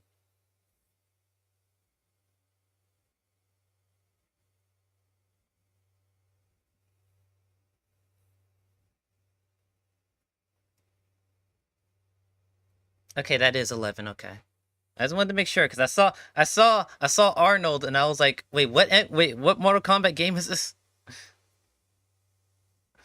But I mean, from the gameplay here, like it looks like assists and other tag. And if I go back and think of MVC1, yeah, I love that game. But dude, if you could just call MVC1 assists willy-nilly and they have like a small recovery and you can bring them back, that game would be amazing. That game would be so much better. You wouldn't just be Colossus all the time, but it would be a significantly better game if you didn't have to do the pose and then call a character in. Right off the bat, the game is given a design constraint of like these really specific cameos and how you call them and what you do with them. And they get more interesting over time, like the Movados and stuff like that. They have to be in juggling or something. Cool idea, but I don't know if I agree with the fact that that's a bad thing for a game. I think it's by game basis. Because, so from what I understand, the way that assist works is that so you call your assist, they jump on the screen, they do a pose, then they do their attack, then they have recovery frames, then they pose, and then they jump out. Whereas games like Marvel, the character jumps on screen, does the attack, recovery, jumps away. There's no pose in the middle. Is that what's going on here?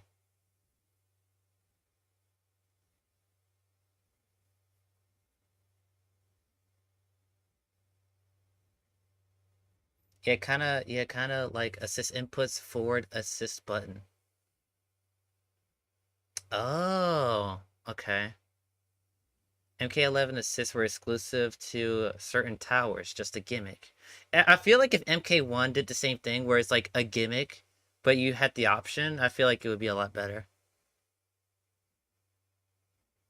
It could, honestly, the cameo system could have just been a separate mode, like altogether. Honestly, it could have been his whole separate mode, like the way that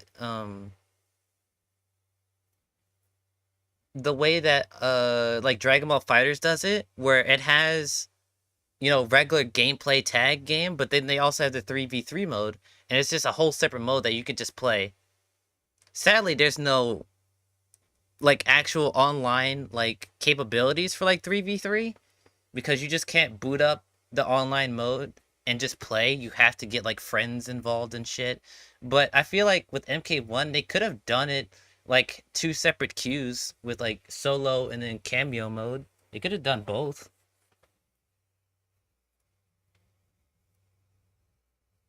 He's definitely referring to the player character does a pose with some assists come out. Basically, you stop doing something for most assists to come in.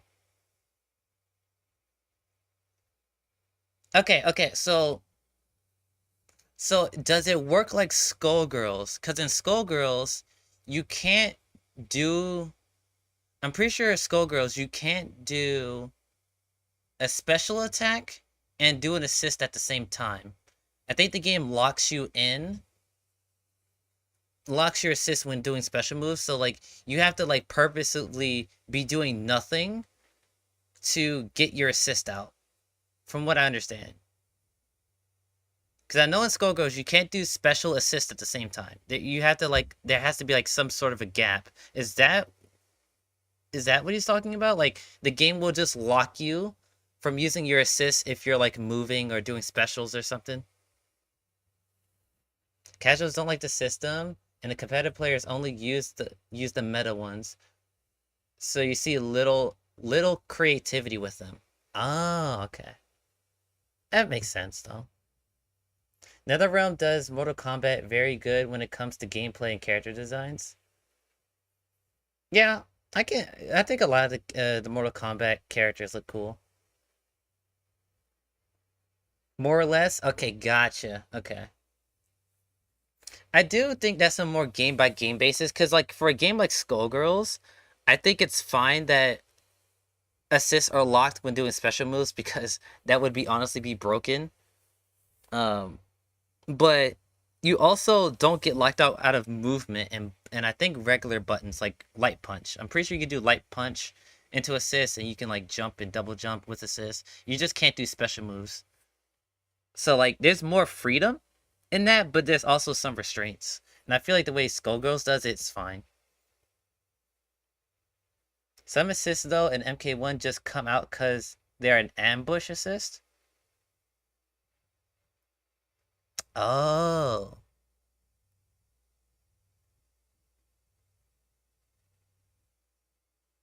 You'd need to show me. Yeah, we can look into it later. I was just curious about what he meant by that. Really, it's like, no, this is not it. Like you had it working in a correct way in Mortal Kombat 11. Like we had it in a way that felt good. And I really don't understand like why the whole game wasn't sort of designed around that and expanded.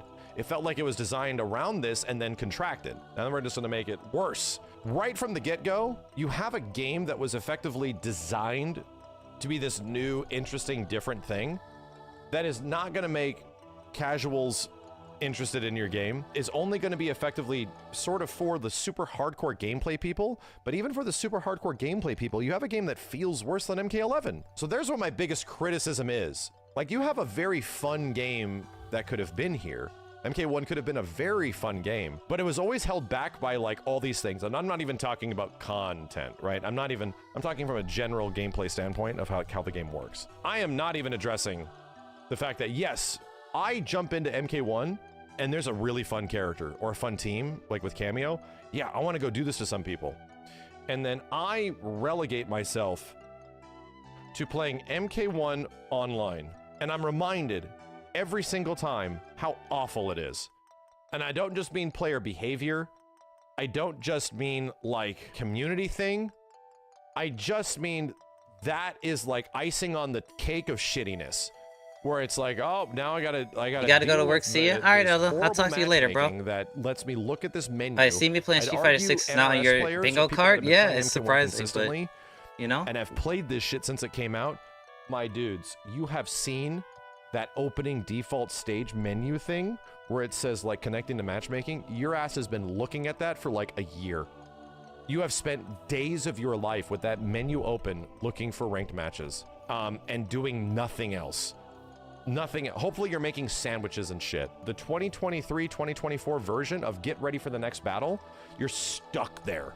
And you just have to look at that shit. And you don't get to, there's no matchmaking during this. There's no matchmaking during that. You cannot train. You can't do any of that shit, dude. Wait, you can't matchmake during training mode? So I get in. What? And I play a game where the matchmaking takes forever and I just want to play people. I spend the majority of my time, I swear to God, sitting at that goddamn menu and not playing people. And I'm like, this is not the way fighting games work, man. Like, it has always been something where it's like, yeah, I love these characters. That's bonkers. Really you can't go into training mode while matchmaking? Working beyond the obvious control issues that the game sort of has, that you got to acclimate to and get used to.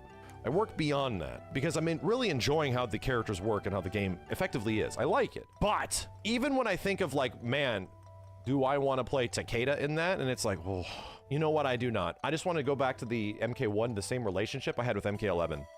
What was my relationship with MK11? I almost never played ranked. I played room matches that allowed people to choose moves and stuff, because in the player matches, you didn't have to choose the variations. You can just freely choose variations, which they eventually did anyway. I did that for the entirety of the game. So I was like, sick. I'm just going to do that instead. And I am not kidding you. You still cannot do that in MK1. I cannot open a lobby and just have people join it. Like, it is specifically by invite only. It is specifically by like accommodation. You have to go find the person, get them, put them in. There is so much like busy work I have to do, what? Especially if, you know, all of our friends lists are full and shit. I have to effectively go, who wants to join? And I have to like look up their name. What? You can't just open a lobby and have it be open? What? No way. What the f... Oh, nah. Names and like add them. That wasn't that way before, dude. So there's no like traditional rooms. There's no way for you just to like, hey, I just want to fight my chat for a while. The same way I always played MK11 online. Oh, I can't do that. And guess what happens? My desire to learn and play that character goes down and down and down. The investment I have to put in, you have to play so many of these fucking matches. That's like a day one feature, a couple days straight, and I got to like demigod or something like that. And I was like, do I want to keep doing this? It's like, oh my God, dude, I don't know if I do. I don't know if I do. That has always been an issue for me. I've had that relationship historically with other fighting games, like back in the day, Guilty Gear, like Xrd, right? Just Xrd in general. Game ran like butt online overall before it got fixed.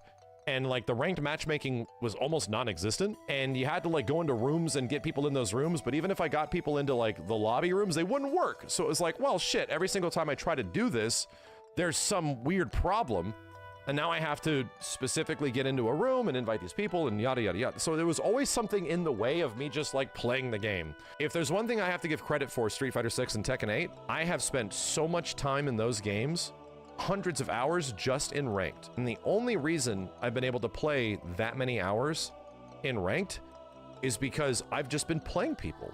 I haven't been doing other bullshit trying to find matches and shit. I've just been finding matches. And when I'm not finding matches, I'm just practicing a combo. That goes by really quick. And then, oh, I'm trying to finish a combo and I get a match. Oh man, I couldn't finish my combo. I got to get a match. So I'm not really thinking about how frustrated I am about like all this other shit that the game might not particularly be good at because I'm just getting good at the game. You know, there's very little barrier in between your ability to like learn. And what is the thing you need to learn, people? You need to fight people, dude. You just need to fight a whole bunch of people and keep fighting them and find other people with better connections and stuff like that. That's just the way it is. It's designed in a way that makes sense for our current year. Everything in MK1 is not that way online, dude. Everything's like backwards. Everything Jesus feels Christ. like we went back to something that was like the mid 2010s. And it clearly is that way because they just didn't have the time to implement it in their new engine and all this stuff. You know? Crazy. A lot of this stuff in this video, I was kind of like, this doesn't seem like a big deal to me. But this shit right here is like, okay, yeah, now I see the problem. Now I see the problem. You know, everything regressed. So that's my thought process right now. That's clearly the things that like need to change. I could have several criticisms of like invasions and the gear and all that stuff, but it's all fluffy Barbie dress up bullshit. Like, I think it's neat. I don't mind it in a certain way. The core gameplay loop just needs to be interesting, and I need to be able just to fight people. Yeah. And have there not be that many obstacles in between. Yep. If I'm unlocking things and just doing stuff, yeah, that's awesome. Then great. The casual audience is going to love that. But for me personally, right, and I'm not going to speak for everybody because I know that's going to have to be a huge part of the next Mortal Kombat game. Those things aren't even important to me, dude. The most important thing to me was just getting cool characters that are cool, that are like either guest characters or returning characters, to do cool gameplay stuff, and I get to go online and do that cool gameplay stuff. Yep. There were several roadblocks that prevented me from even being able to do that. So Damn. yes, they can improve all these other things, but when the core gameplay loop, in my opinion, is compromised, we have a big problem, dude. If it doesn't feel good, if there's like inherent issues with just the way it is, between either cameo usage in comparison to the previous game or whatnot, that's what I want to get changed. And I think the other thing I'll say, MK1 ended up feeling very samey. Everything sort of ended up happening in the exact same ways, just with different characters. If we're talking stories and things like that, or how characters look and how they play, many elements we were expecting to be wildly different, a brand new era, a brand new this, a brand new that. It was not. That was mostly marketing. That was supposed to be the appeal of the game, but as you play the game, you realize it's like, oh, it was kind of just the same thing. Characters just look a little bit different, but it's kind of the same thing. We didn't change eras of Mortal Kombat really at all. We just brought back PS2 characters. MK1 kind of goes down as like the Street Fighter V of the current era Mortal Kombat. But the difference between Street Fighter V is that that game was given ample time and resources and development to become something really good. To become actually a good fighting game by the time it hit its like third, fourth, and final season. The thing is, Street Fighter V also ended up becoming one of the better selling Capcom fighting games over time because they made it way better. They made it actually an appealing product. And what I hate about MK1 now is that if this stuff is true, and if we're like looking at a potential like end of days situation, it doesn't get that opportunity.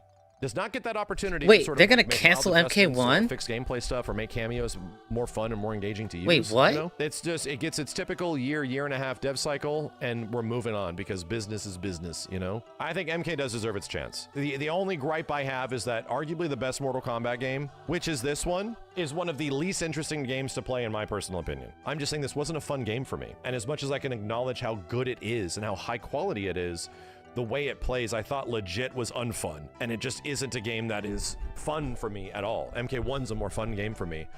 But this is like the ultimate MK game, dude. I just want that to exist with a game that I just end up gelling with. Is a hell of a lot of fun and also looks really good and has content that makes people happy. Because the last time that happened, it was called Mortal Kombat X. Alright, that's it for Max's video. So a lot of stuff I learned about Mortal Kombat that I did not know. So, be sure to subscribe, like the video, all that stuff. Alright, I'm going to take a quick 5-minute break. And then we're going to play some Street Fighter 6. And, yeah. So, I'll be back in about 5 minutes. So, you guys, stick around. Or maybe you guys need to go to the bathroom, get some food for yourself. I'll be right back.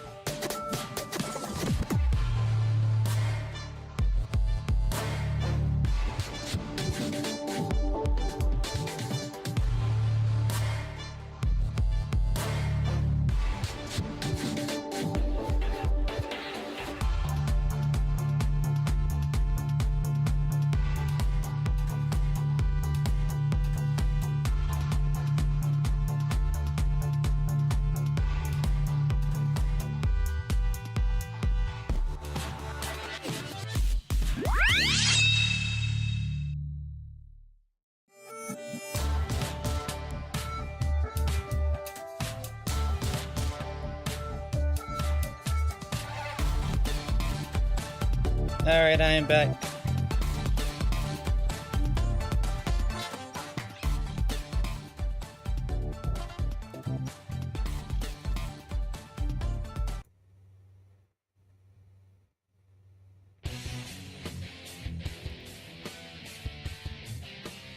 Alright. Alright, let's play some Street Fighter.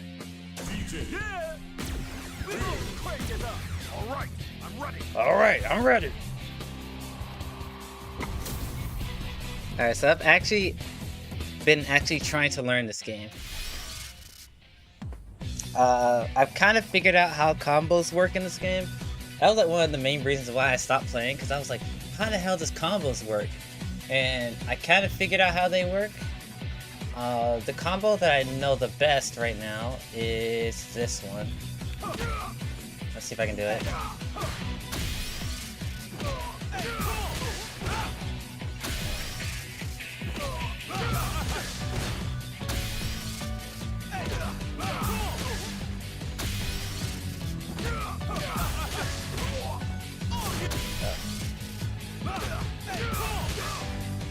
Hold on.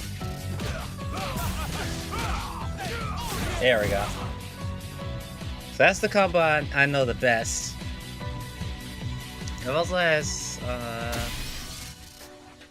think I have another one. It's something like this. Something like that.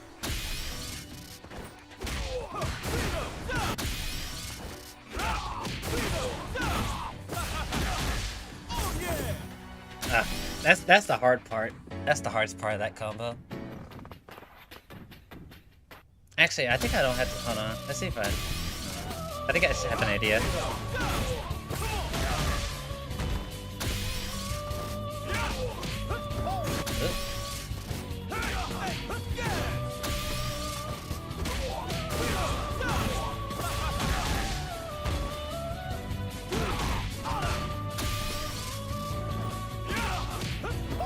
Oops. There we go. So I can do something like that.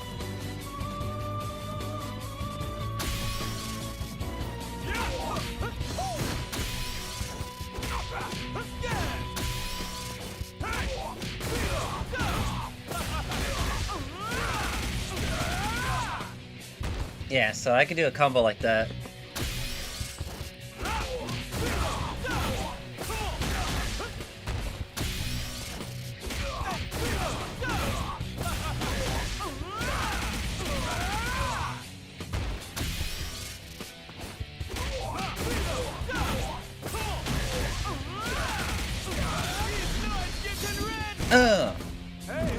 Hey, hey, hey!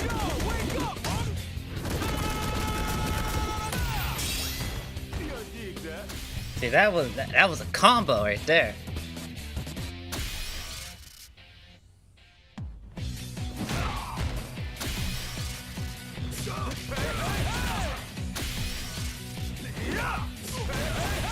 Hey, hey, hey!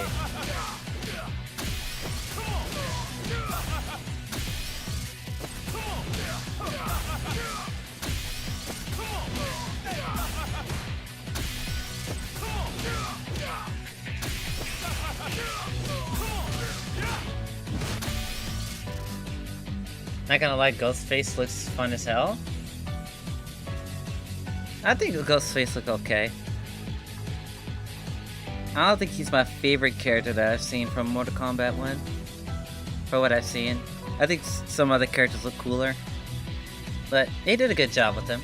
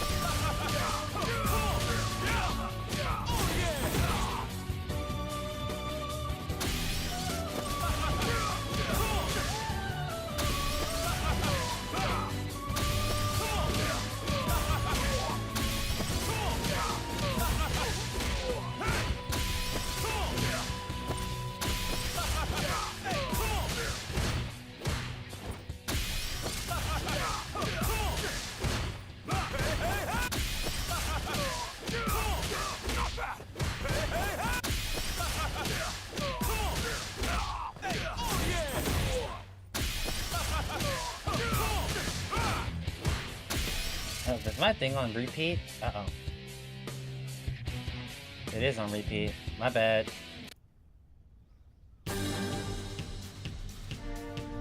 Sorry about that. That thing was on repeat and I did not notice.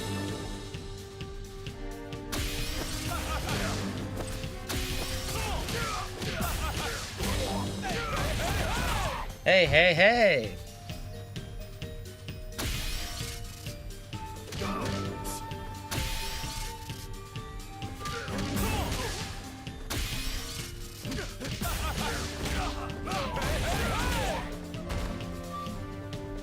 Hey, hey, hey! Alright, knocked down. If I don't counter hit, can I combo off this? Let's see.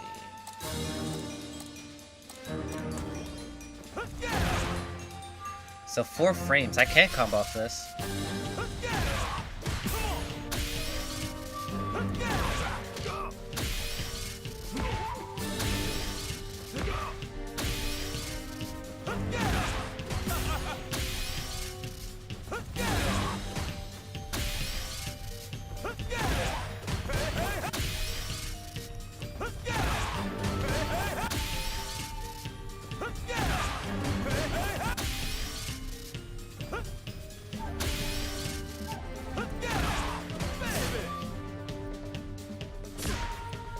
Oh, this is 6 frames. 6 frames. 4 frames, okay.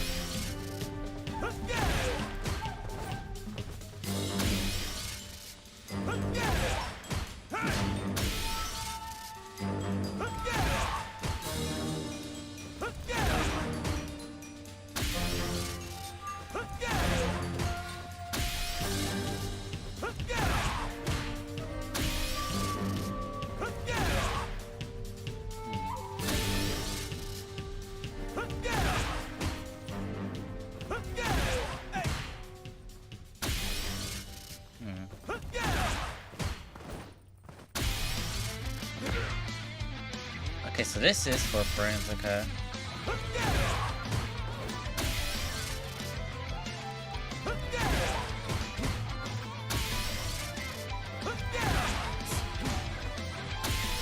How do you combo off that?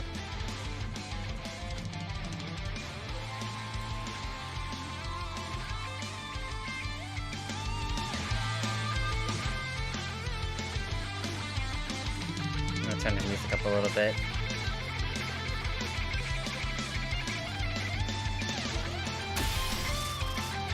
Is the music too loud for you guys? I could turn it back down a little bit. I want to hear the music a little bit more.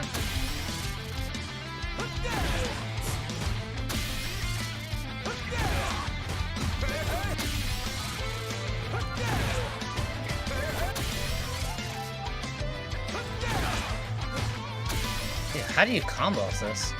Or just can you not? It's like I'm +4. So...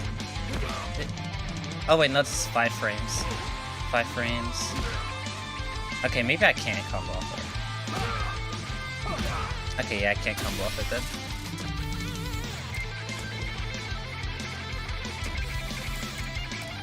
What about punish counter?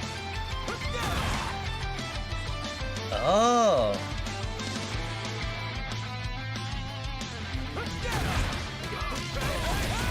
Oh, so punish counter, I can get that.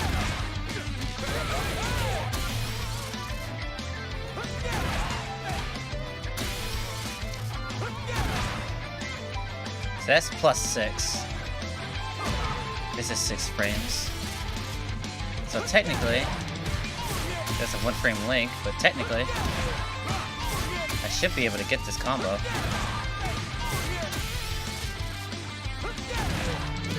Yeah. But probably doing this is a lot easier.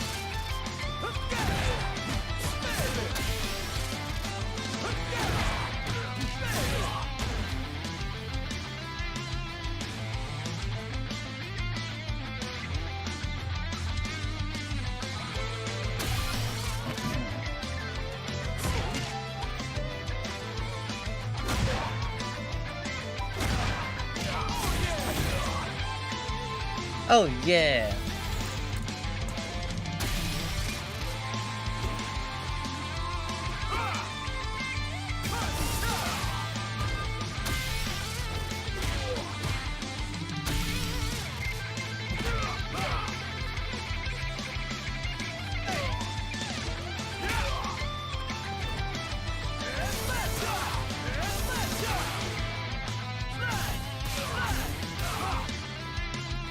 I don't know why I can't get like EX Fireball. Like I don't know why I can't get EX Fireball.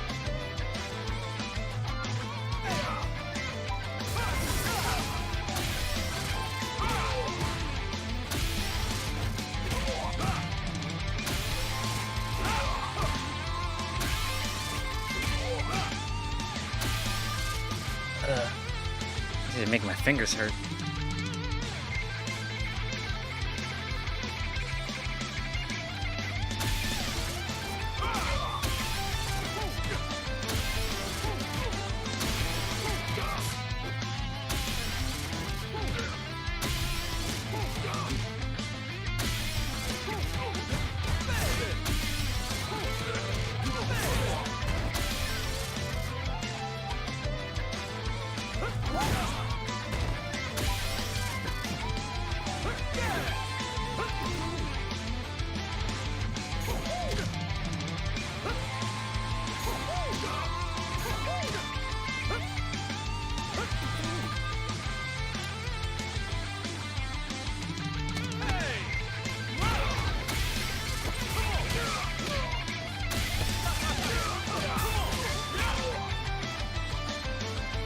Alright, let's go ahead and play some matches.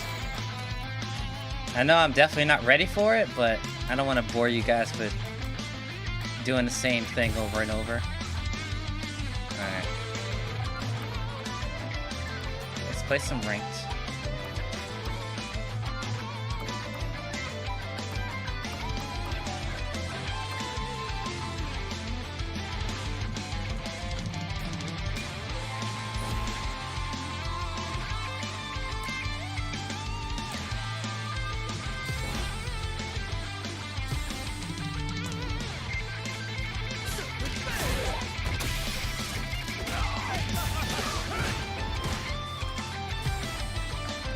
Found a match already. And we're fighting Cammy. Cammy. Bro's from Canada. Showtime, baby. No mercy for you. Alright, here we go.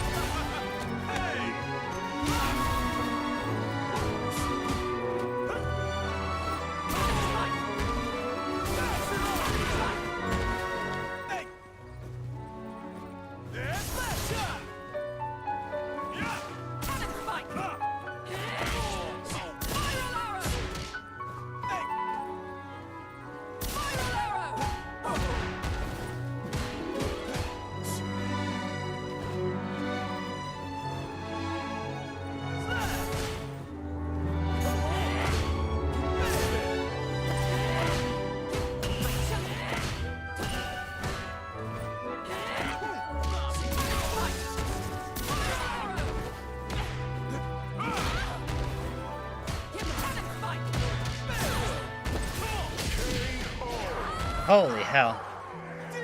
Yo, what's up, RK? Yeah, you can tell I do not play this game.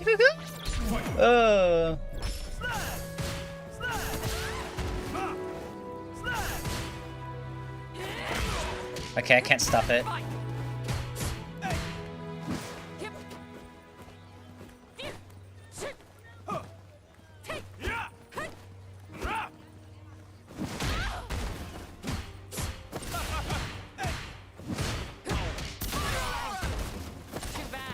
Nice.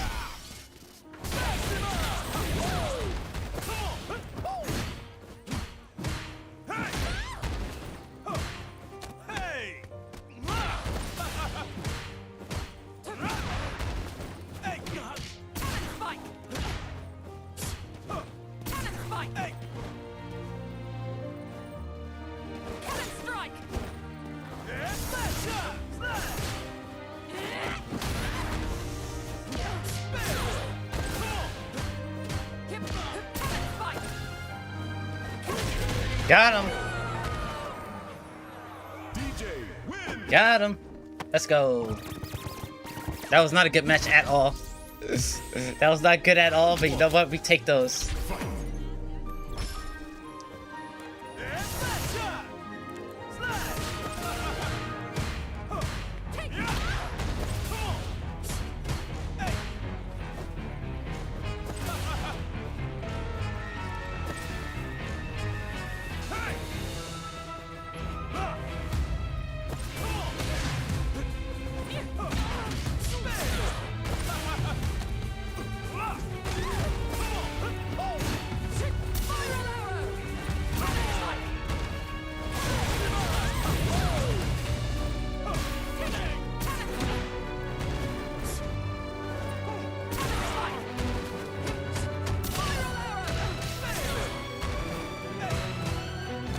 Got him.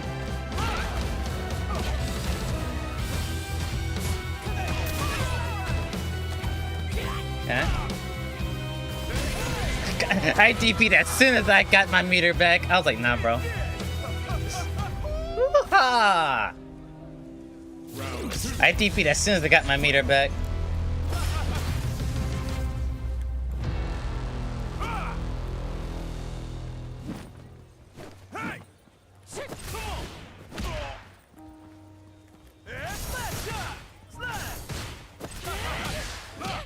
Oh, I had it. I had it. I had it.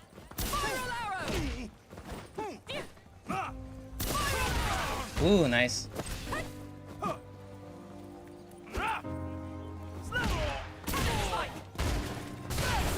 Nice.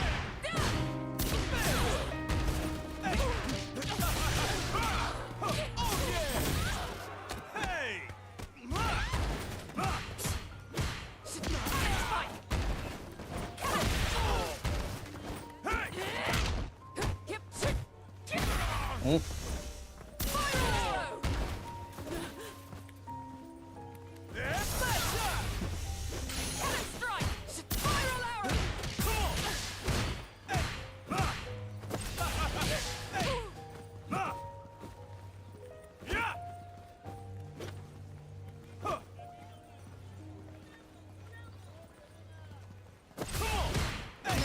Oh! Damn it. Damn it, that sucks.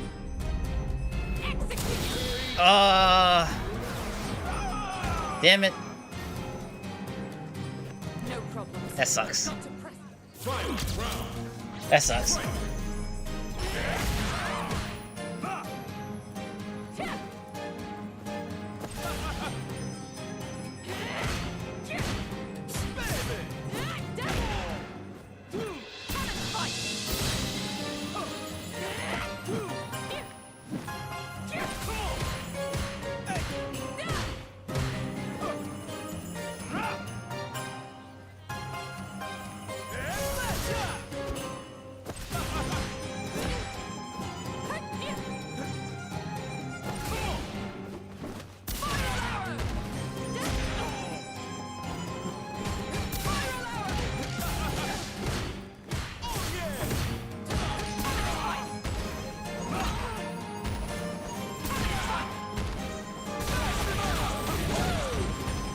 Okay, I don't have a lot of meter here. Got him.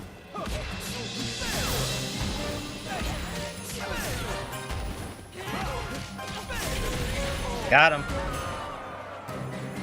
Now watch that noggin, sir.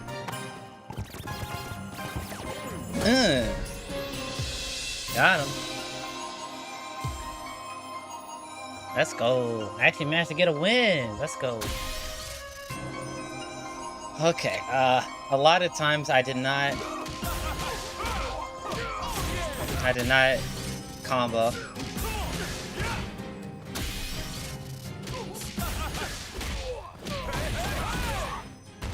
You know, we'll get there.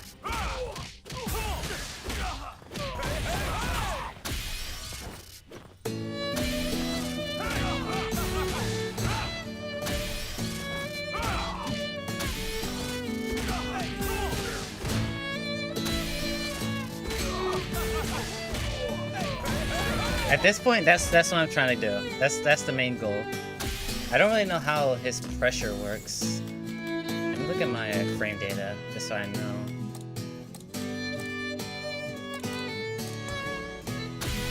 Okay. So -1, -1, +2. Okay. -1, -1, -2.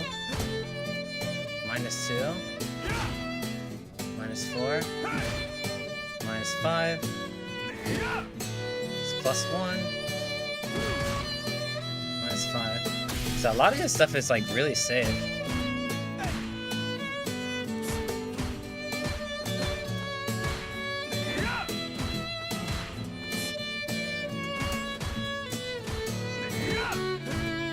Okay. It's +8. +4, okay.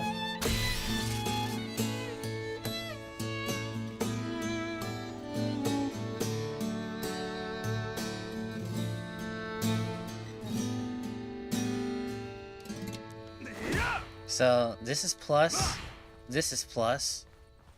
I think these are my only two plus buttons, I think.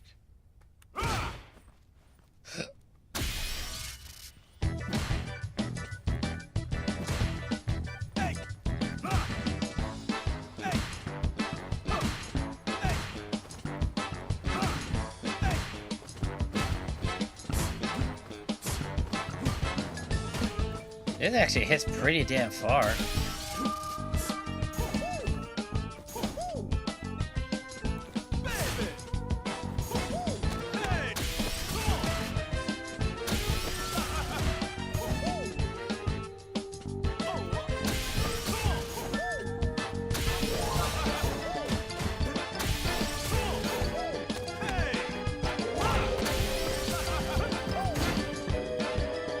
That is +1. +1.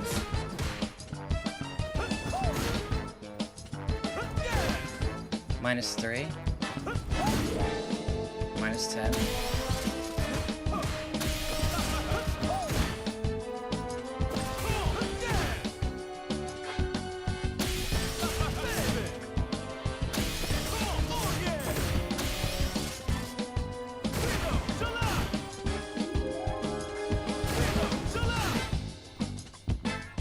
I wonder if he gets hit by, do I get a combo?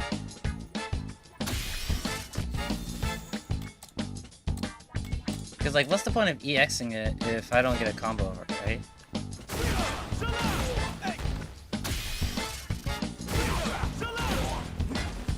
Maybe not.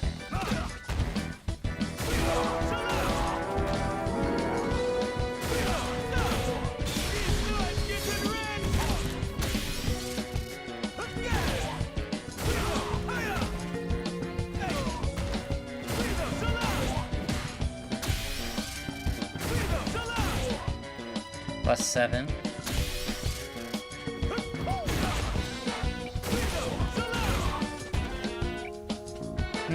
Maybe it's just a knockdown you get. What's the advantage of that? Maybe?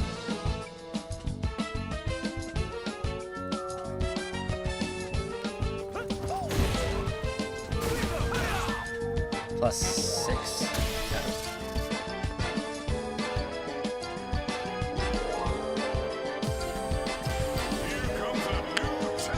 Mr. Luke!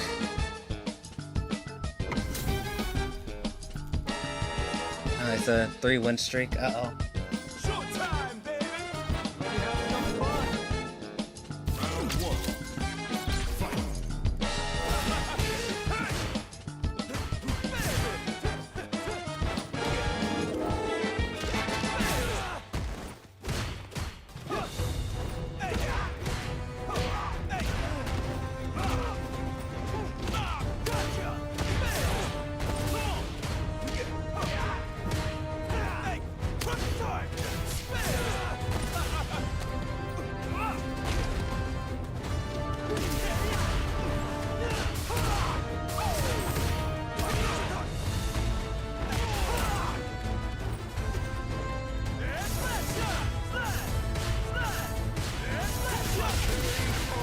Yes, sir. I throw 2.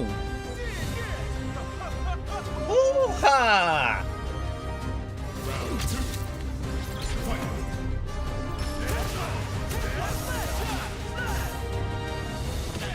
Damn it.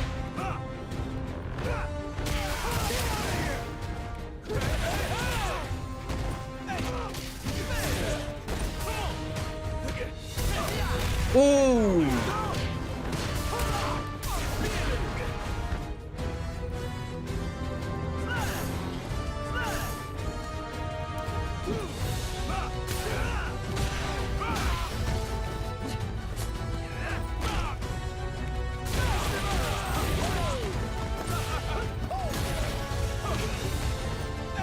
Got him. Ooh.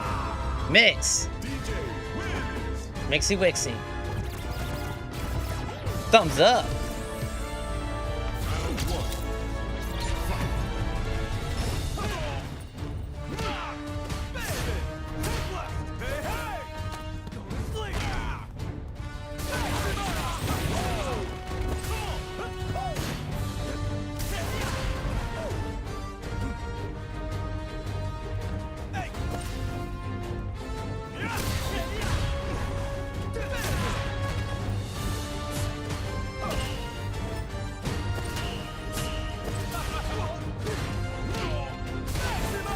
Ooh.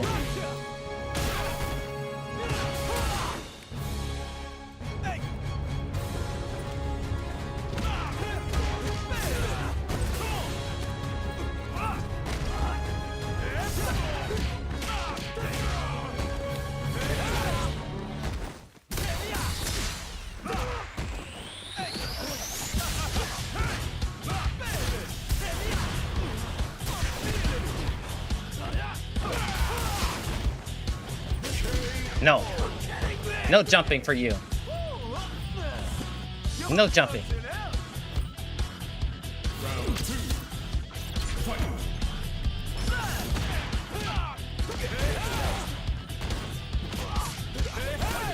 Oh, that doesn't work on crouchers? Okay.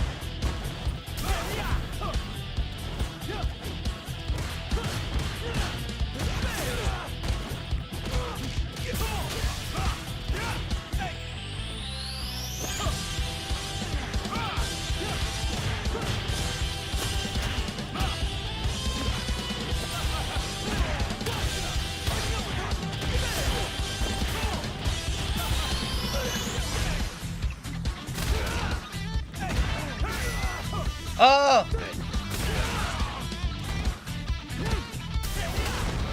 Oh!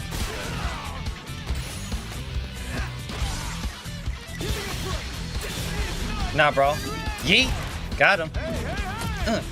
Da da da da. Look out, bum. Da da. I really need to work on my punishes. I'm a rookie.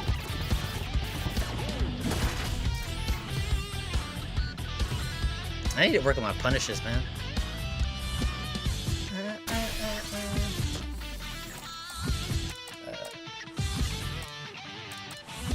I think that would be punish counter. So if somebody did like a DP against me.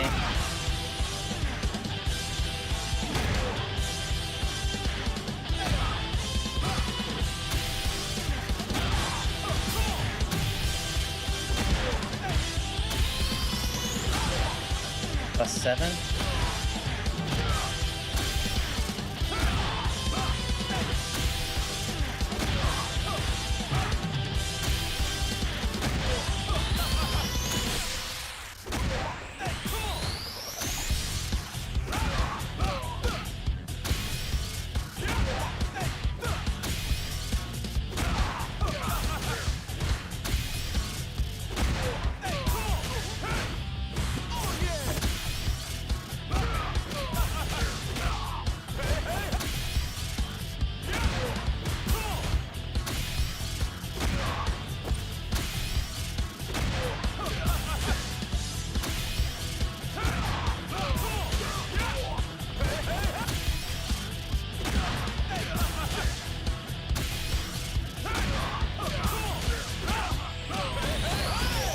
There we go. somewhat of a punish combo.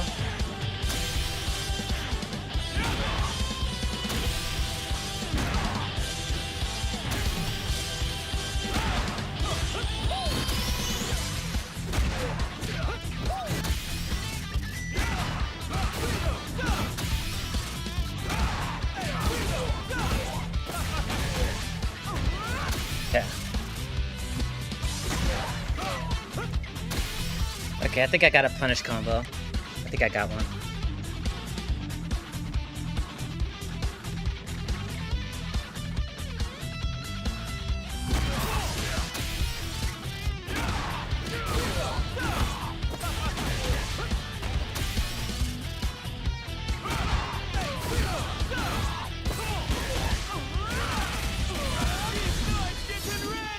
There we go.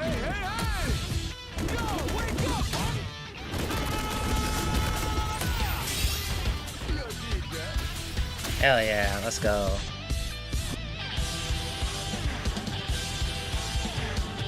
Hey, nobody wants to matchmake, baby?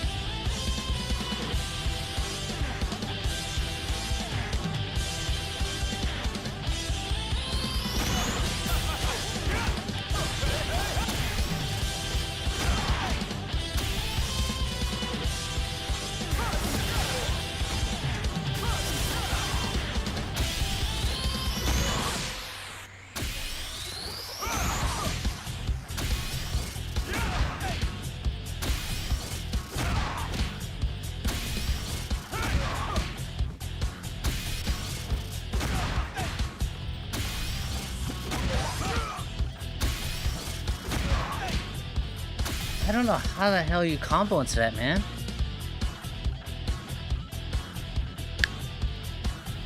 Is the buffer window that small?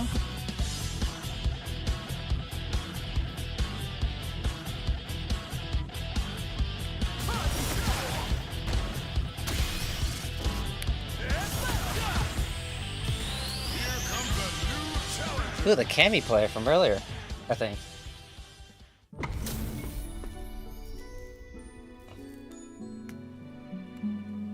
Yeah, it's the same Cammy player. Get hit.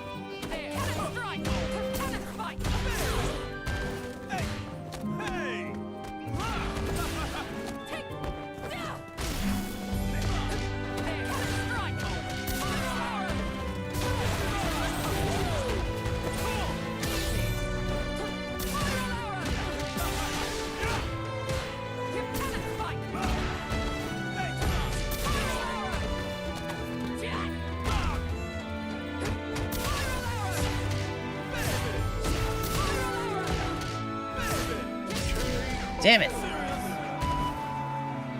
I don't know if bro leveled up, but he's doing a lot better than he did last time.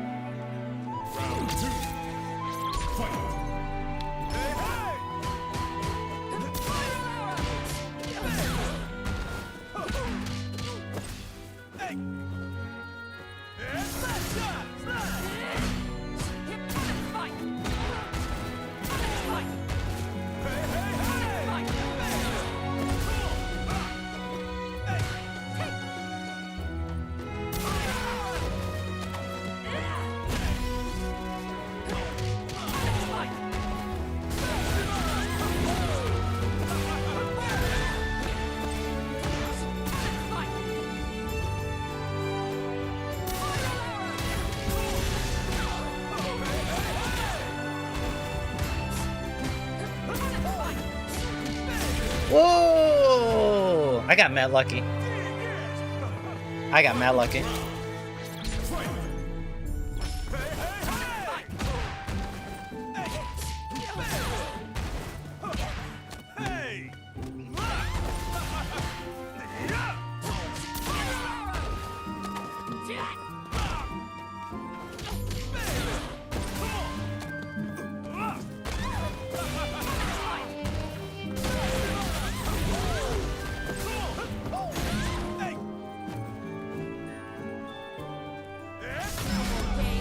Wait, should she go through actually go through projectiles? Oh no.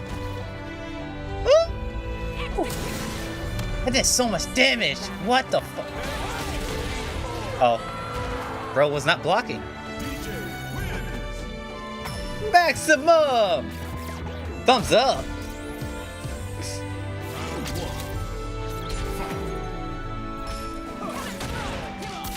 Alright.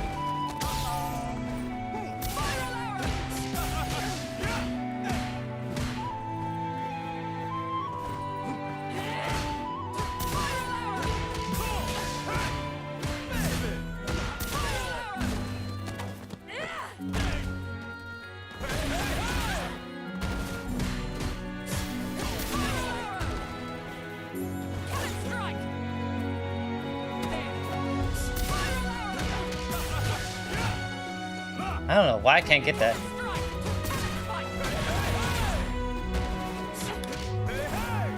Oh, she was crouching, so I couldn't combo that.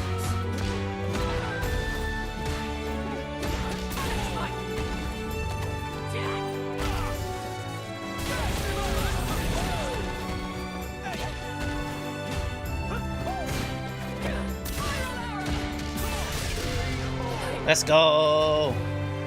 Let's go! We're learning! We're learning, boys!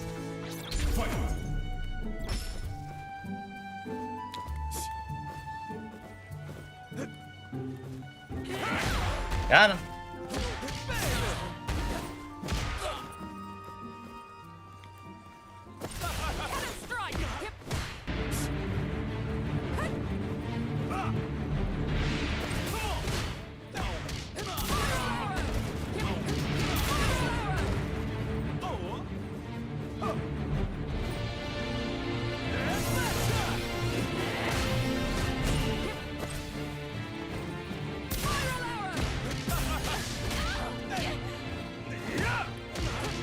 S plus.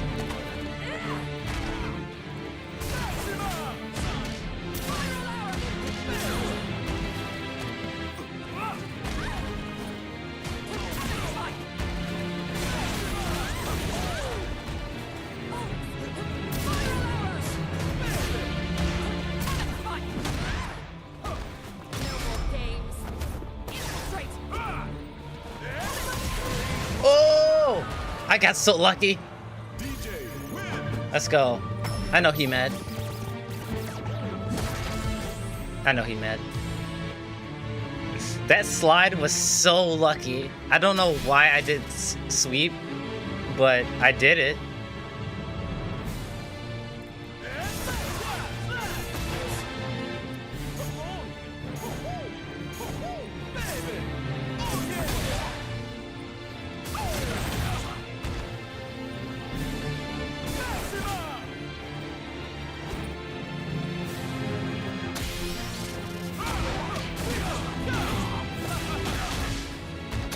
I gotta get this combo at least one time during the stream. I got to.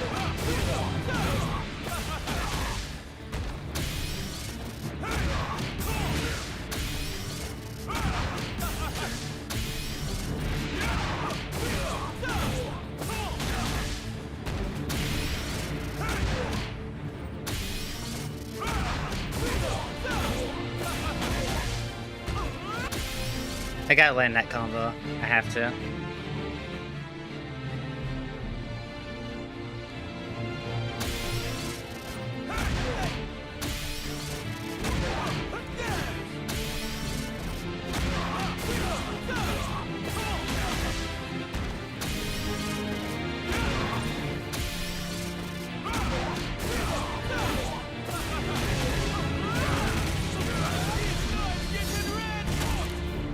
Okay, so I want to cancel it when the first hit of this move. I want to cancel it immediately.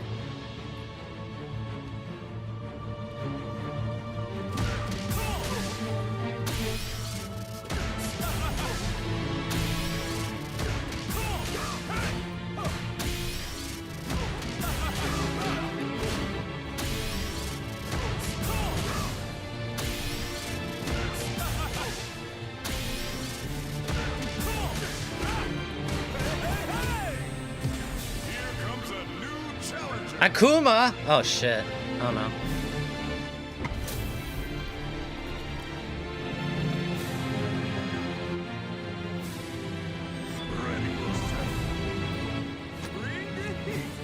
I'm not ready for this.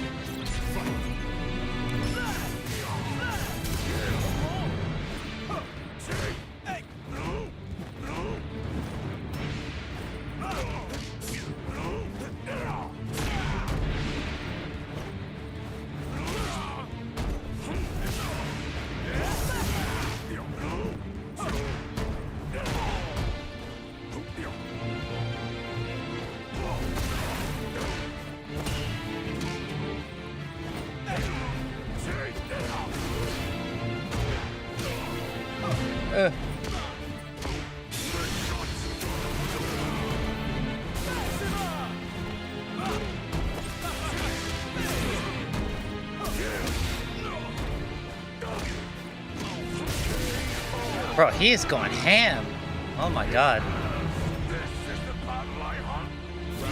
He is going ham.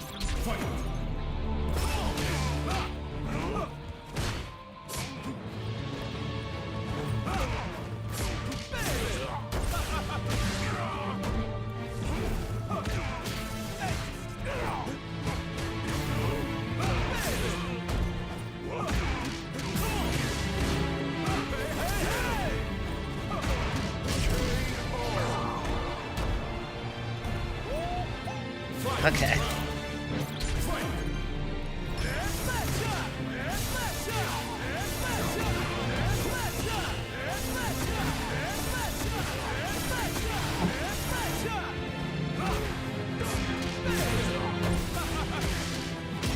Ooh!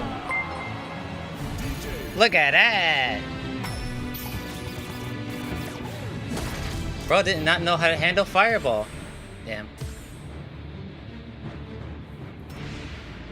I'm not interested in looking for artists.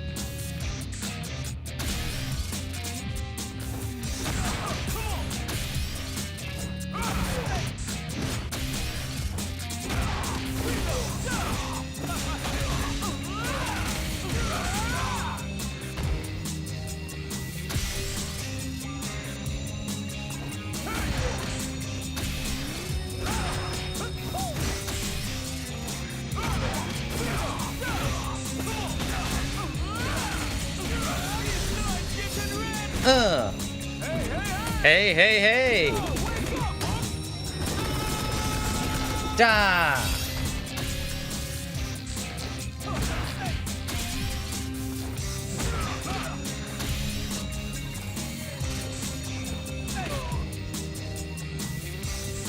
Plus 11.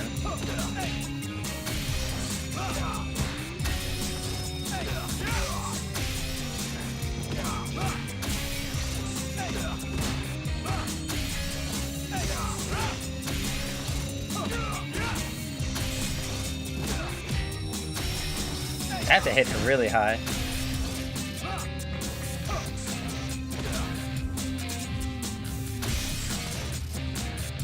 Maybe not. 11.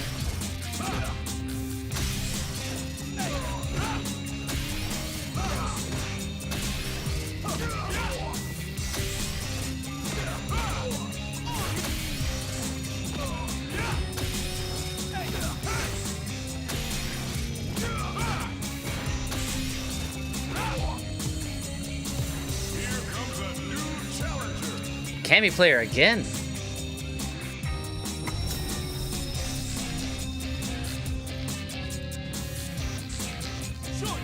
Baby.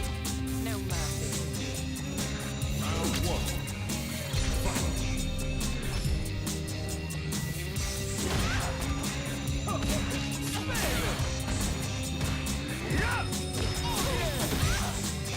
Got him.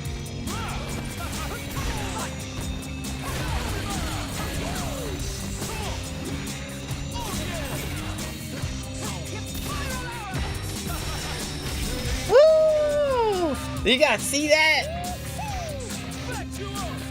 Magical. I'm in the groove, baby.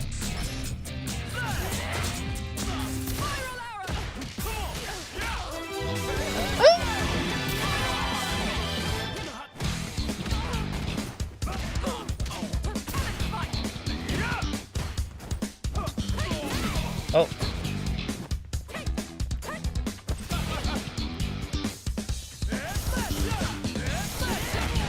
Ooh, so much recovery on that. Okay.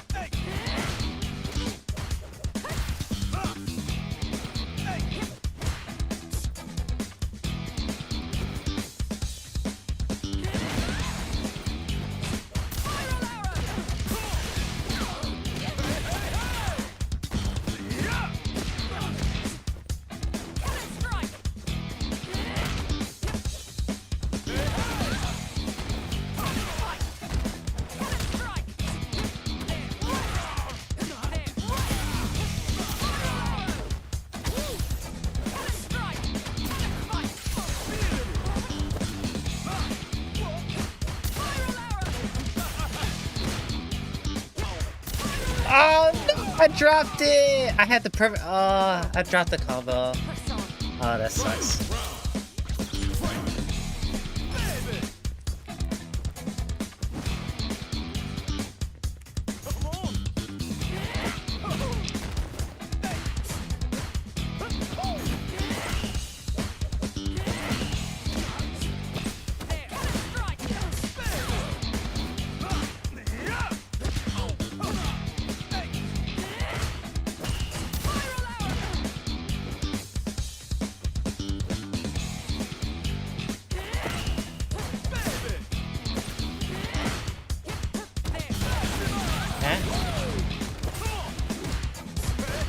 Ah!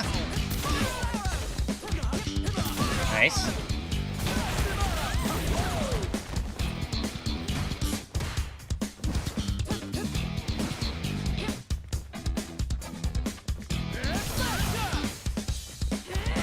Ah!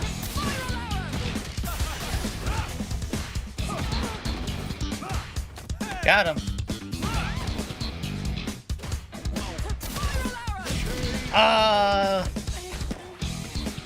He's doing the spear thing every time, and I keep punishing for it. To be fair, I do the same thing with my special moves too, so I can't talk.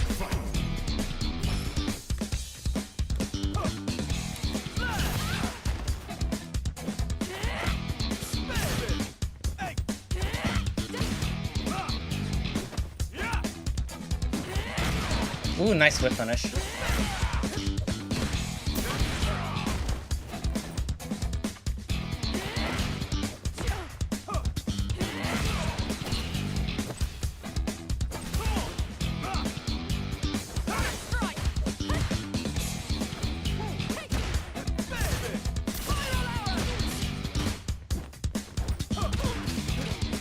Ah!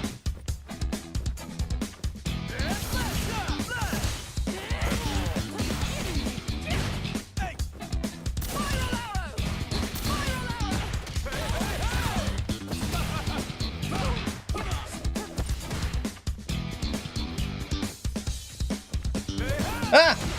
I flinched.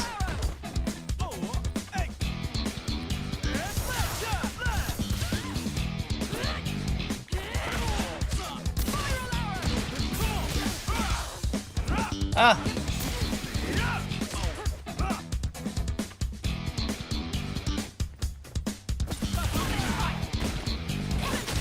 Ah! Dang it.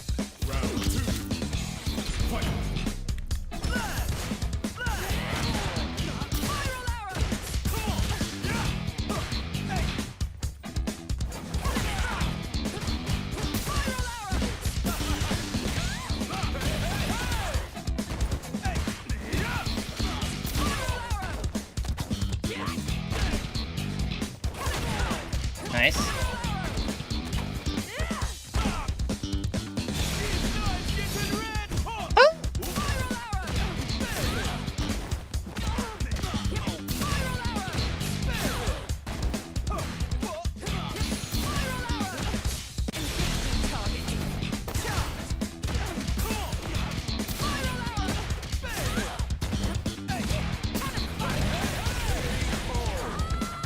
That is very sloppy. That was very sloppy around right there.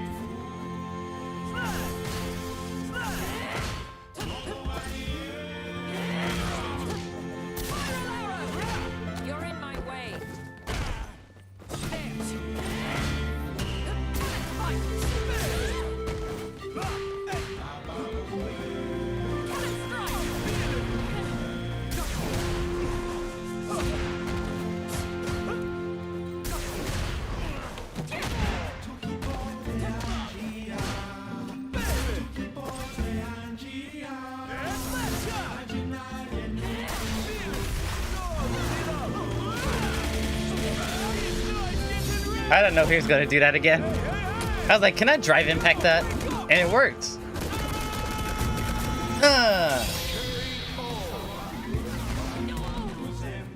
I just realized he's playing modern. Bro's playing modern controls, bro. And I actually want to see how negative the freaking spiral thing is.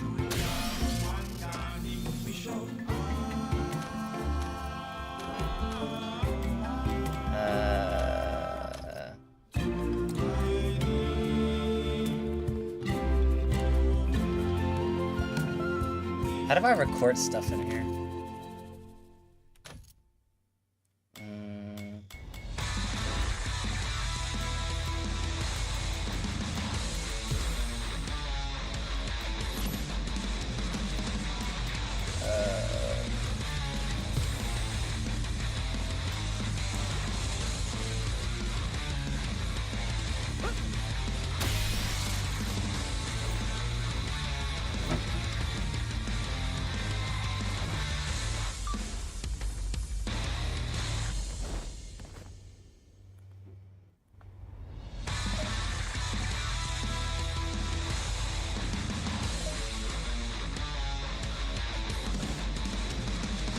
Okay.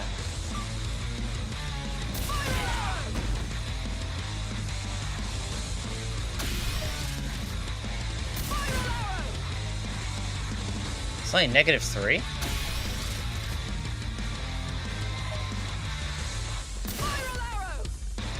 -14? Huh. That doesn't seem right.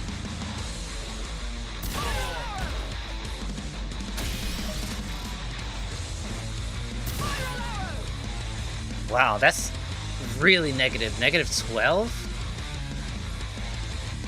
So like I can punish it with this. Okay. So if I run into that guy again, I know I can punish with crouching heavy punch. Alright.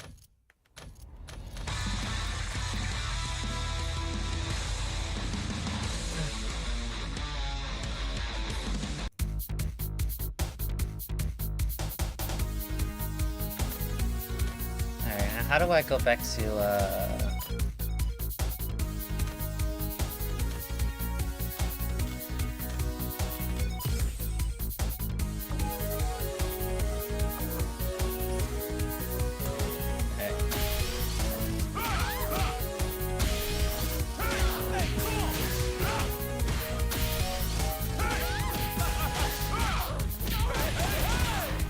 Hey, hey, hey!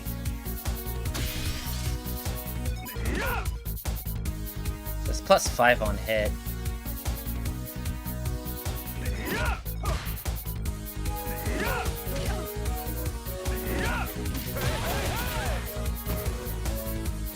+5.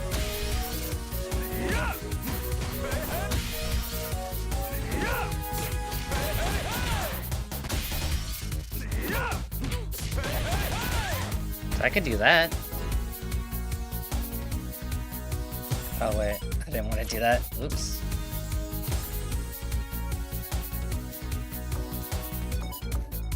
I want to play people around my rank. I do not want to go into casuals because I don't know what I'm gonna get.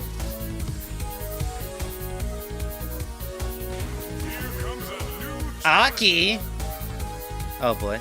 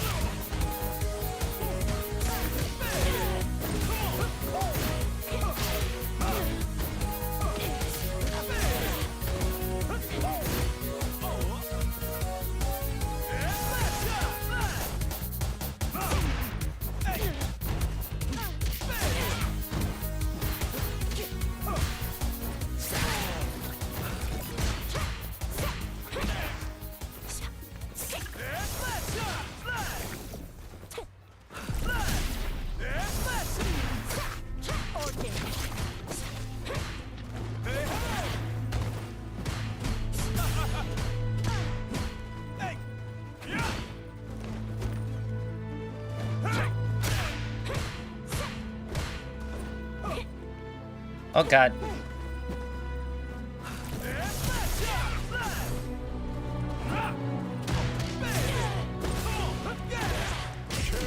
Woo! Let's go. Wasn't watching his toesies.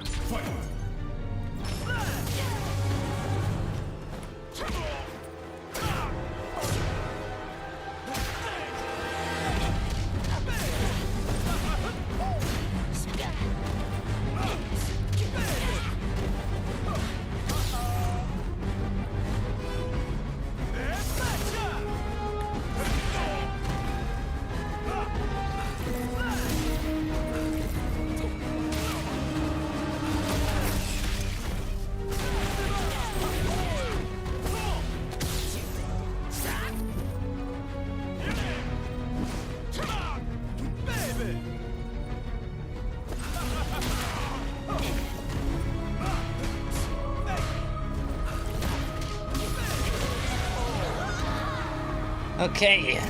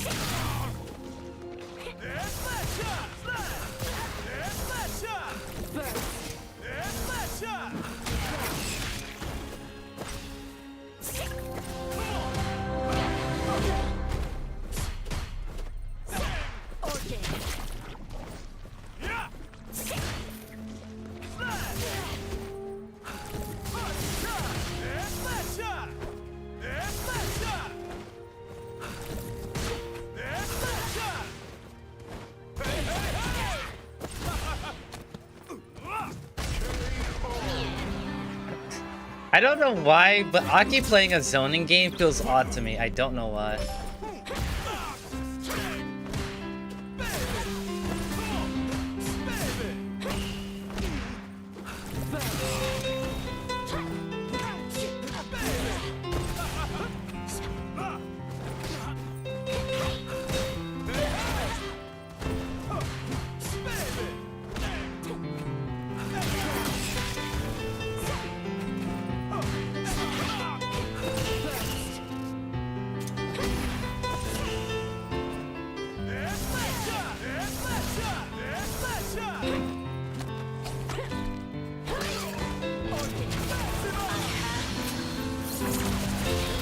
Damn.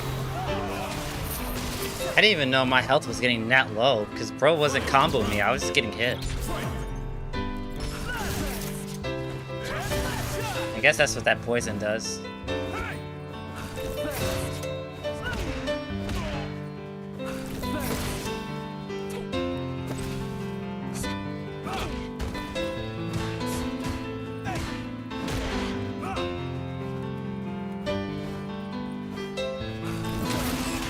I can't go underneath that.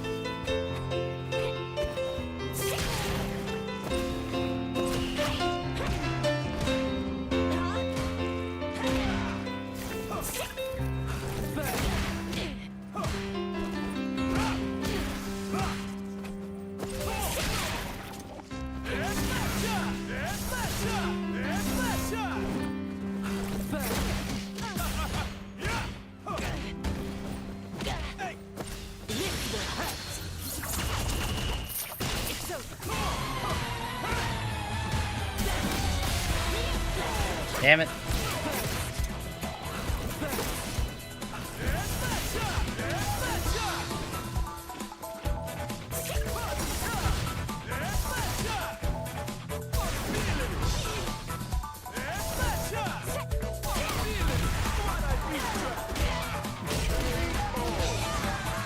I don't know what the hell to do against this character. I'm gonna be so for real.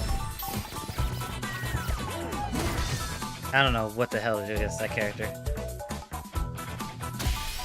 Like, bro didn't even like do one single combo. I just lost all my health because of the poison.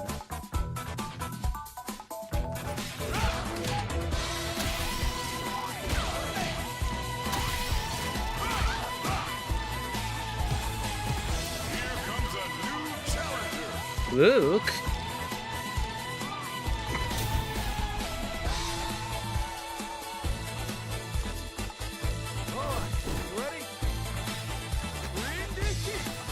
Alright, Luke.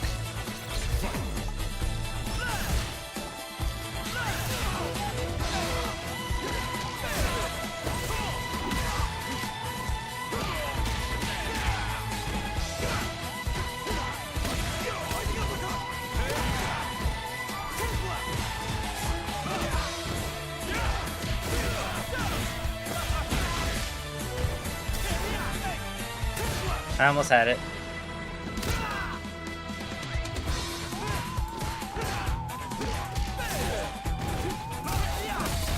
Oh!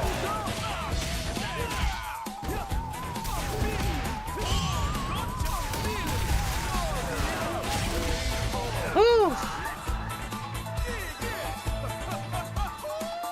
I need to practice what to do for after drive impact.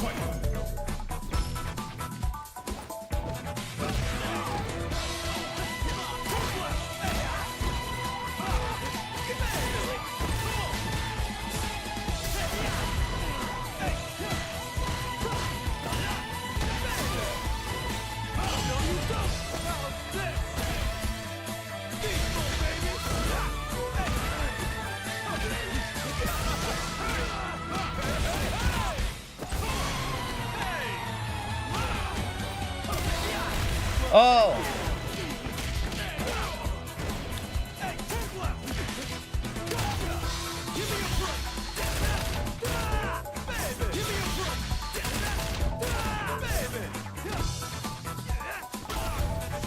Come on, get me out of burnout already, damn! I was in burnout for so long. God damn.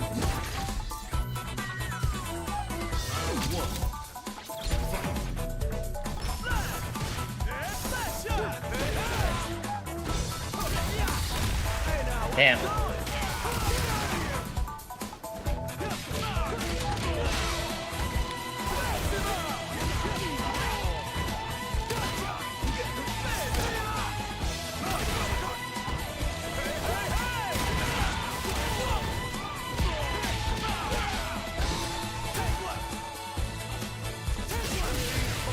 God damn it, modern controls. Bro's not even doing actual combos.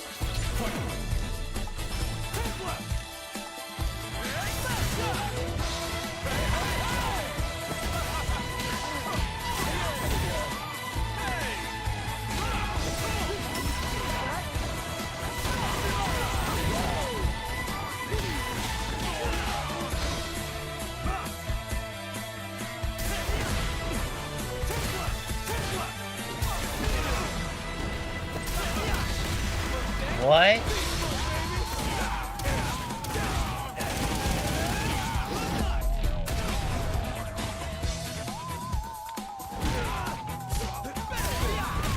Are you kidding me?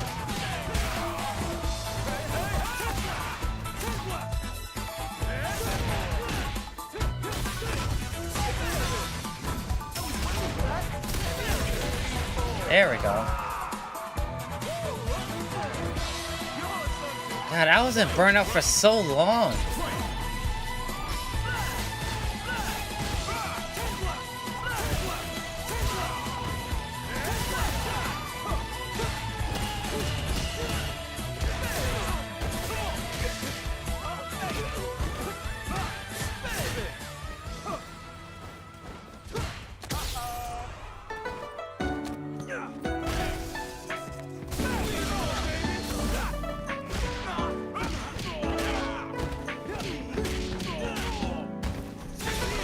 Bro, I'm so sick of these fucking modern control combos, bro.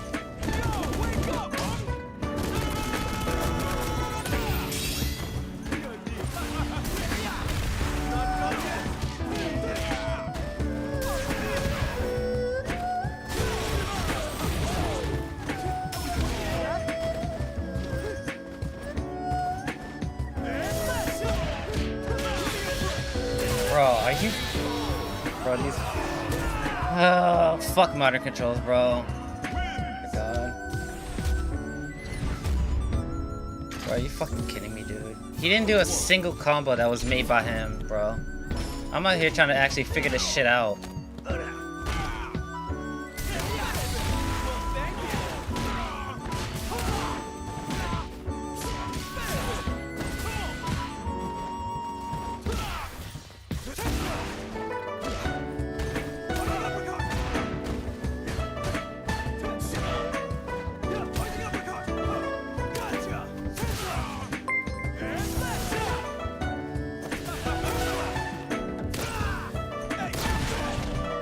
Bro.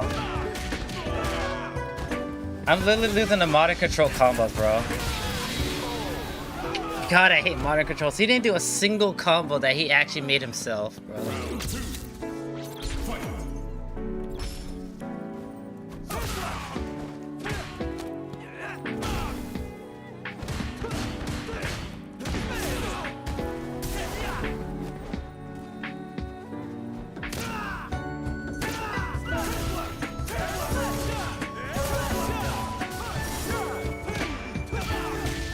What?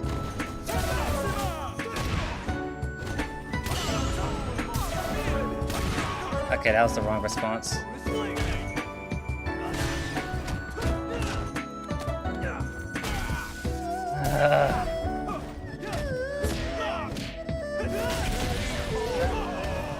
God, I hate modern controls, bro. I lost the modern control combos, bro. It feels bad. Feels bad. That's literally the only loss tonight where I feel like actually fucking cheated, because like all of his damage was by the game doing it for him. Like I'm out here trying to actually figure out how to fucking use my normals and shit, and bro's like button super. I'm like, bro, what the fuck is this?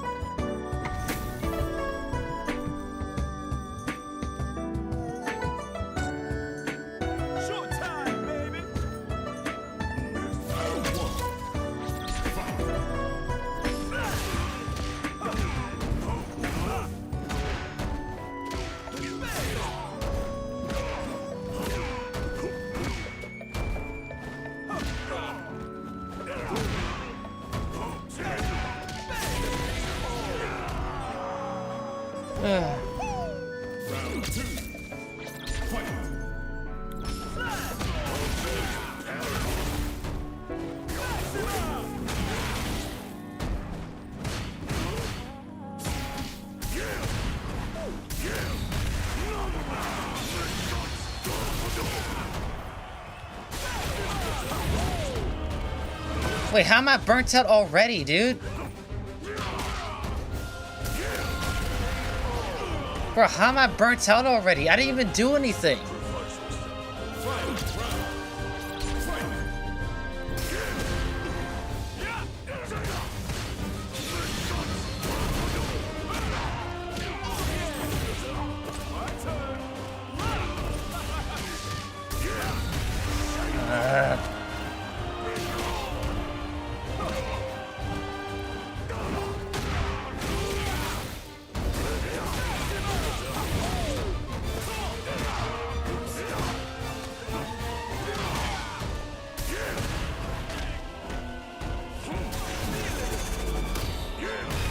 I meant to counter his because I knew it was coming.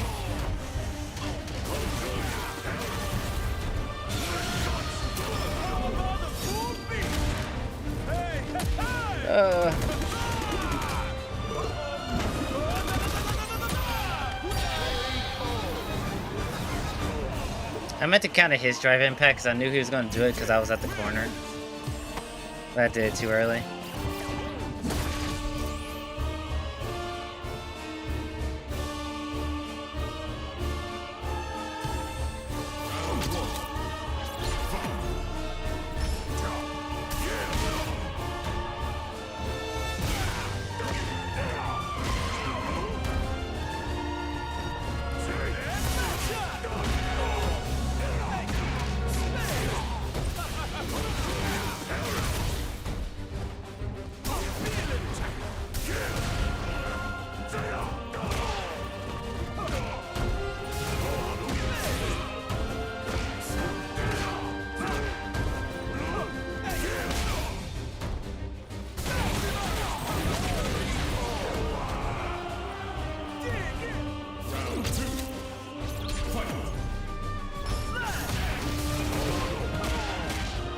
has plus.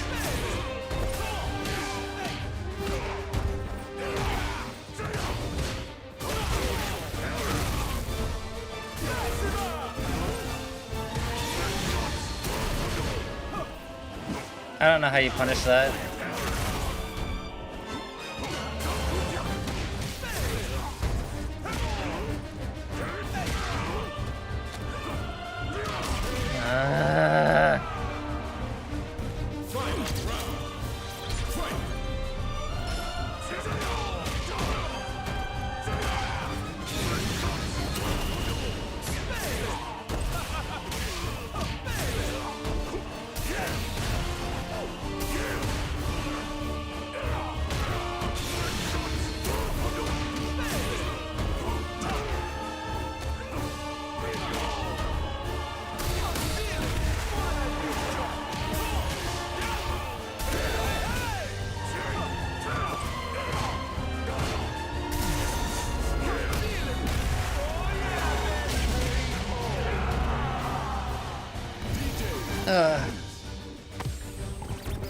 That sucks. But it's all part of the learning process, I guess. It's fine. I gotta play it against all kind of manner of player in order to get better. But like I think I like understand like the combo structure. I just need to get consistent and then like figure out like what punishes what.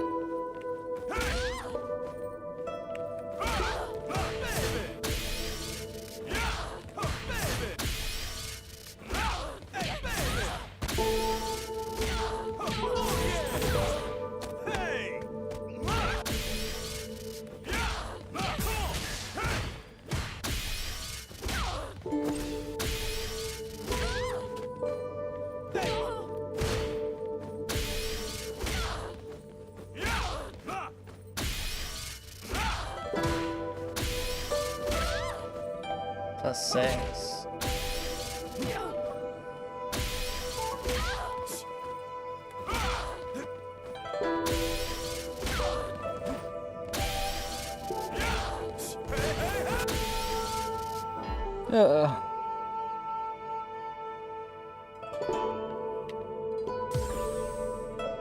Ew, no.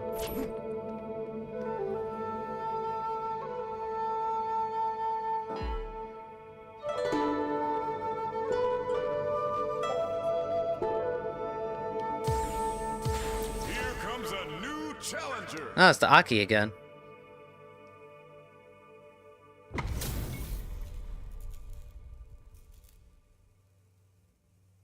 Poison's on the menu. Round 1. Fight.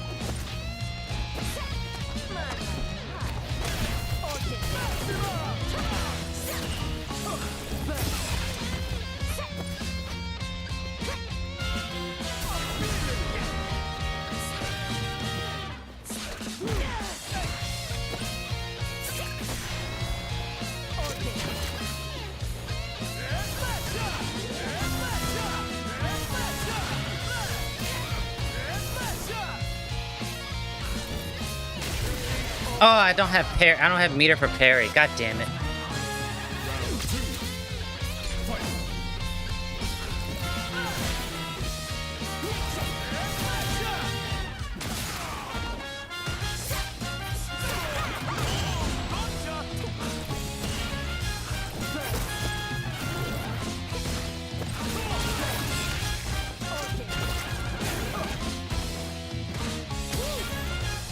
Oh, nah, bro. No, no. This gotta be a bot. There's no way.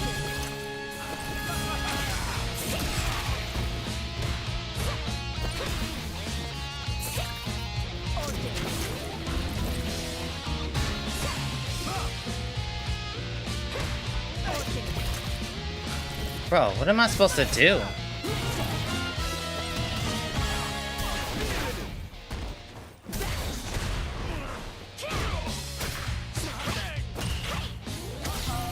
No, no, no, no, no. He's using a throw bot. No, no, no, no. He's using a throw bot.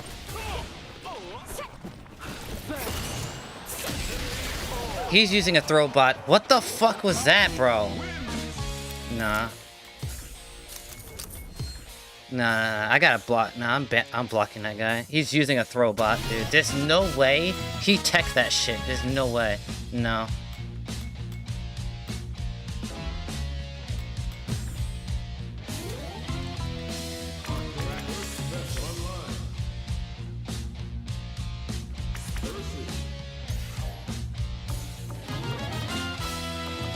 How do you block people in here?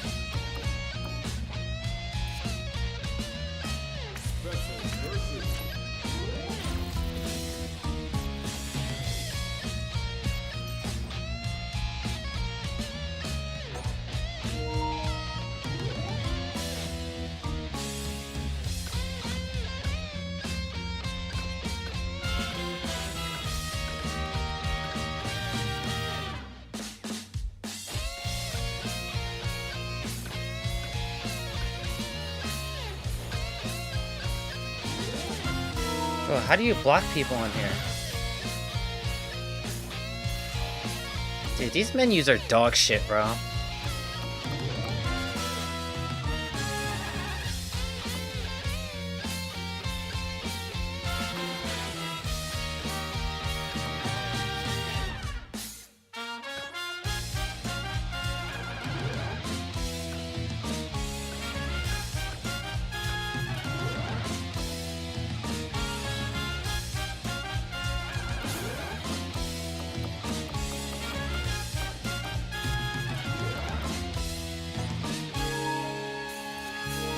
Bro, what the fuck?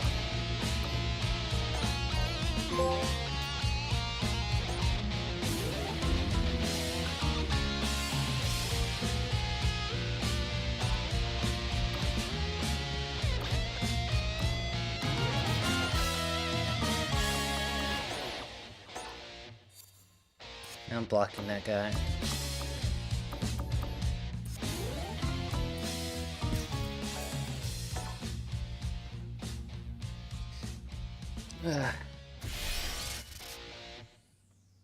Alright, we got about 30 more minutes till I have to go.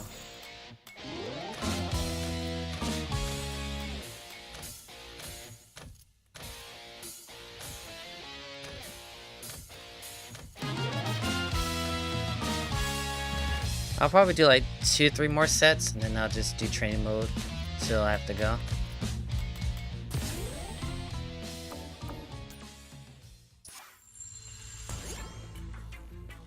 That kind of pissed me off, dude. That actually pissed me off. Because, like, I don't even know how to fight Aki. But the fact that he was... I think he was using a fucking throw bot is fucking crazy. At fucking Iron Rank, dude. There's no way he teched all those throws, especially after I never did a single throw against him in that entire set besides those two. There's just no way. And I did it in a situation where it was like a bad idea to throw there.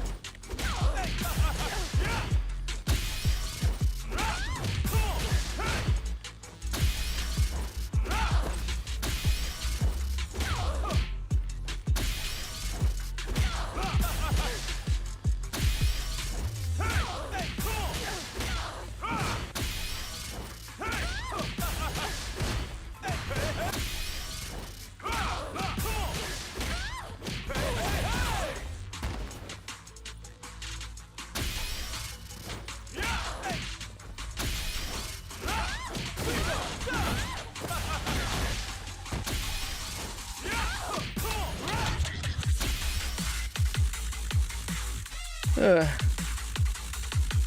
getting tired. I mean, it is near my bedtime, so it makes sense.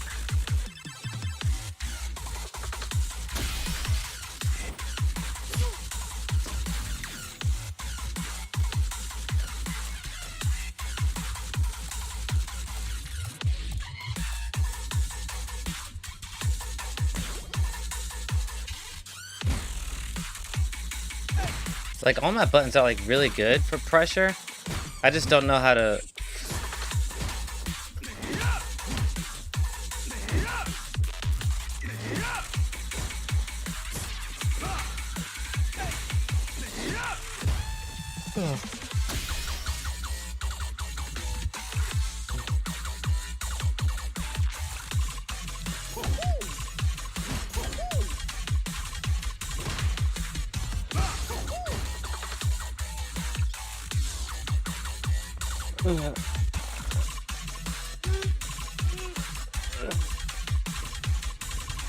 Oh, my back. I had to stretch my freaking,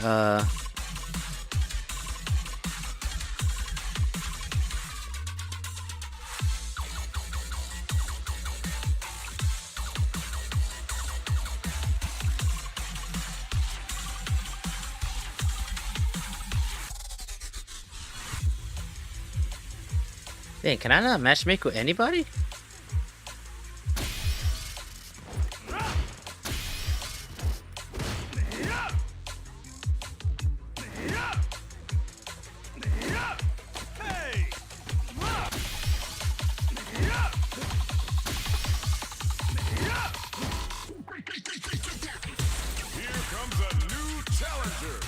Oh, please don't tell me it's that same hockey player. No, it's a different hockey player. Showtime, baby. Alright, here we go.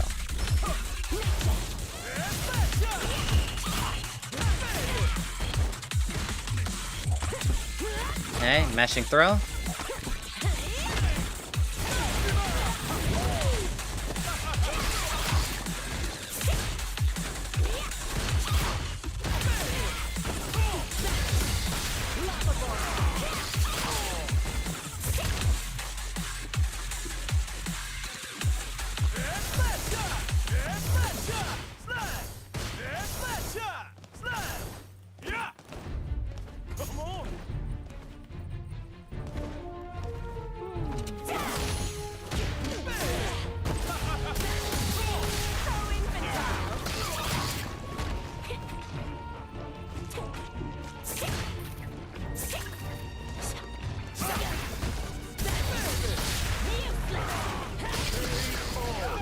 Alright. Okay. Wake up, drive rush. Or drive impact.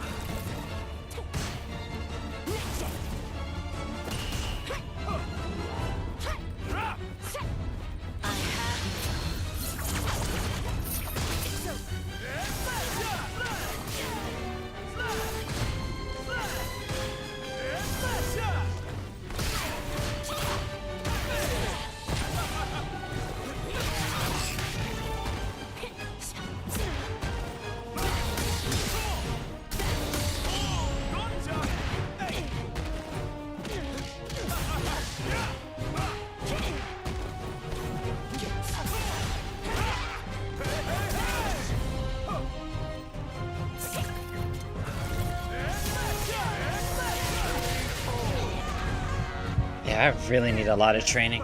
I need a lot of training.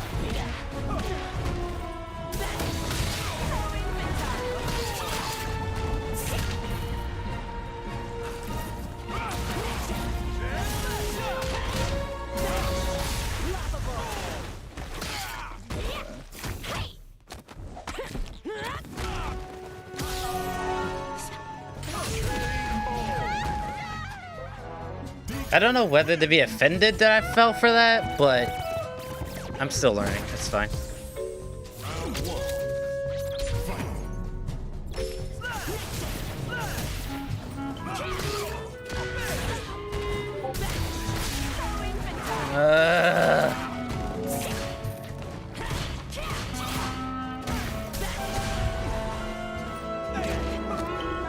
What? Bro!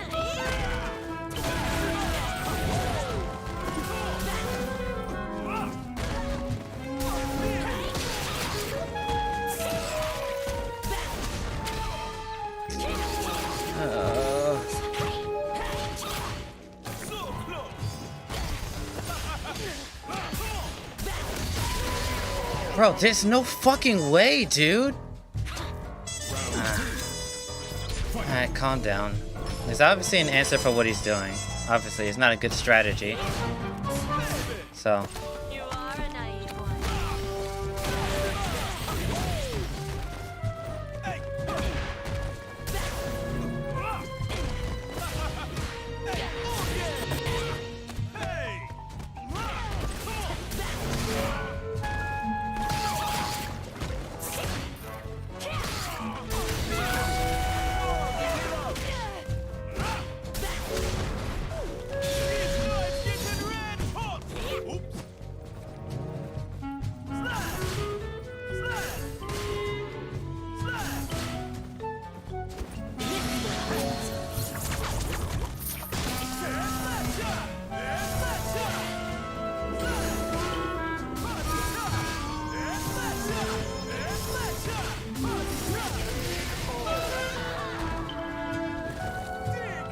He didn't want to play, so.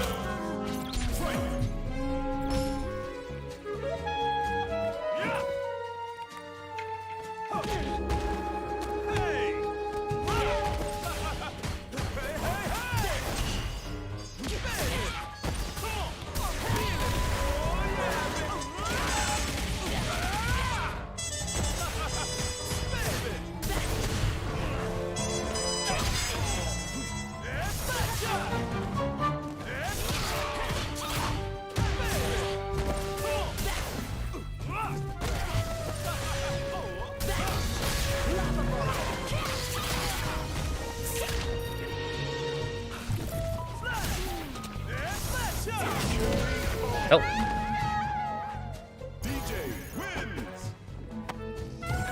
Honestly, I want to fight that guy again just because I really want to know how to bait the freaking drive impact. I really want to know. Actually, hold on. Let me do this.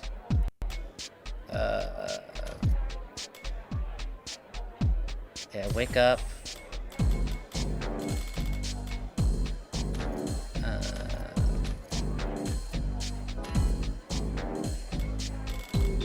Drive impact.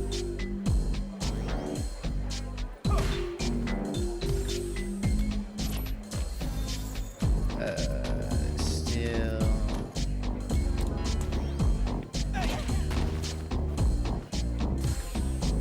Not right now.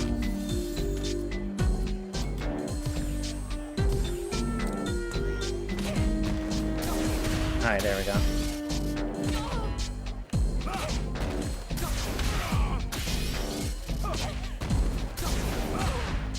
Okay, so I can jump up and punish.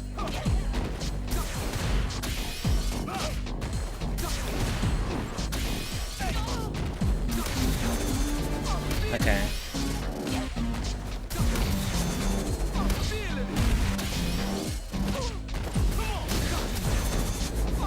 Okay.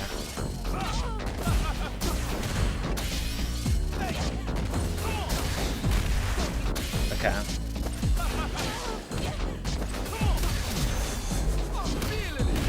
Okay. So I have to cancel into medium buttons or light buttons in the drive rush. I can also, can I do drive rush jump? No.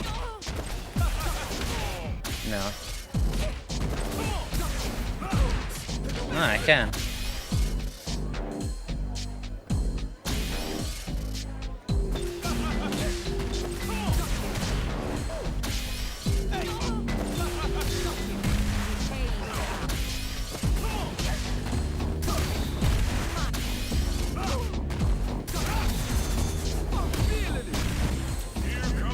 Alright, I think this might be my last fight for today. Well, maybe I'll do 2 more.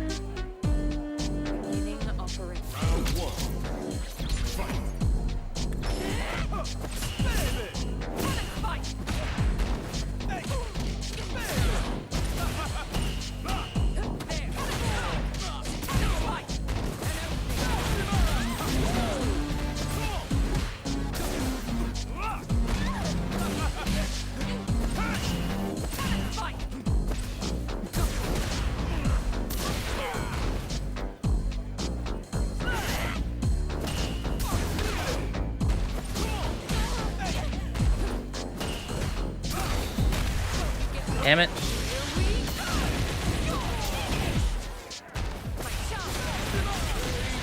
There it is.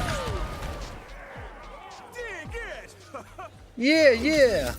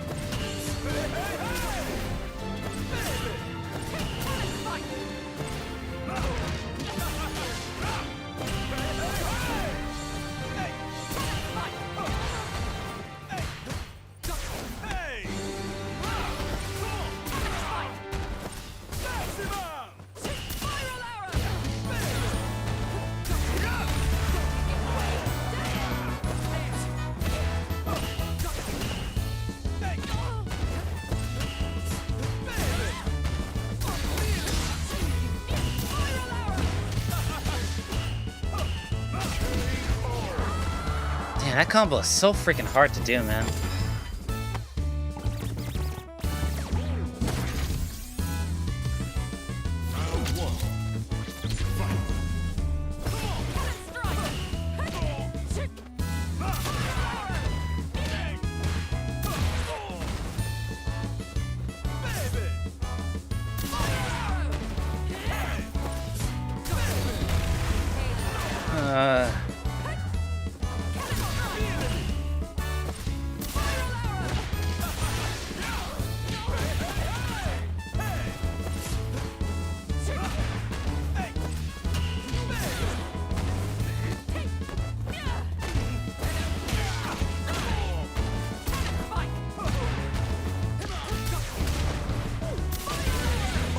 Damn it, I jumped.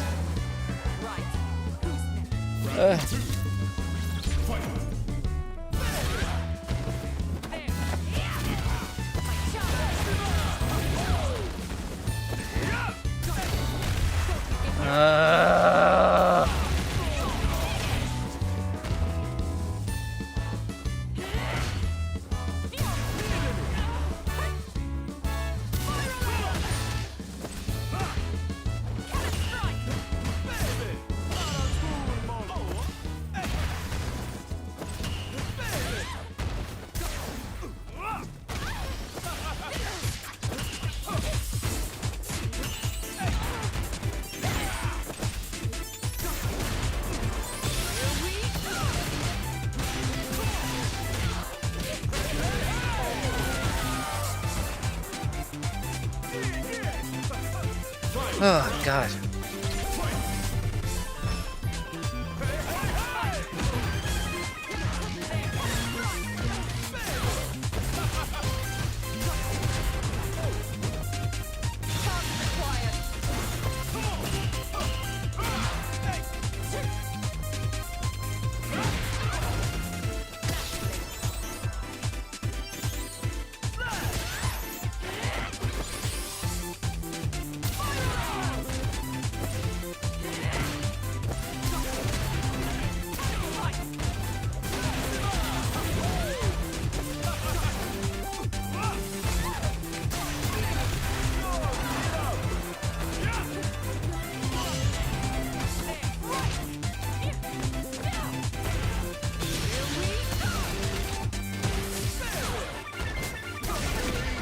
Got him. Bro, I stay in burnout for so long, dude. For so long. Actually, it's about to turn 9 o'clock. Actually, if I don't get a match in like the next I'll say in the next 3 minutes. Oh. Alright, this is my final match. And it's against Ed, a character I cannot lab. Oh, great.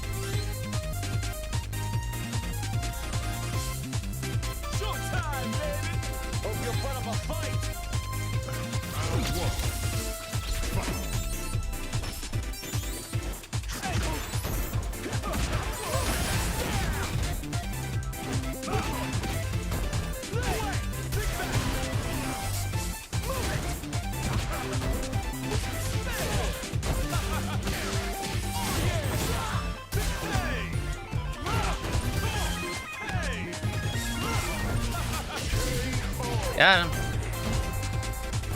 Got him with that strike throw.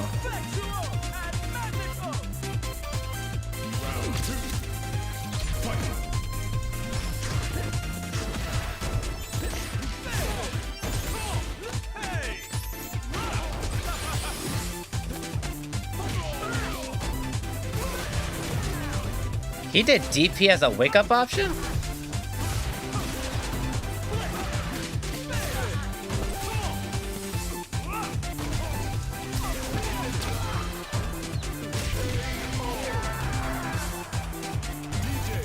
Damn, he was not ready for that.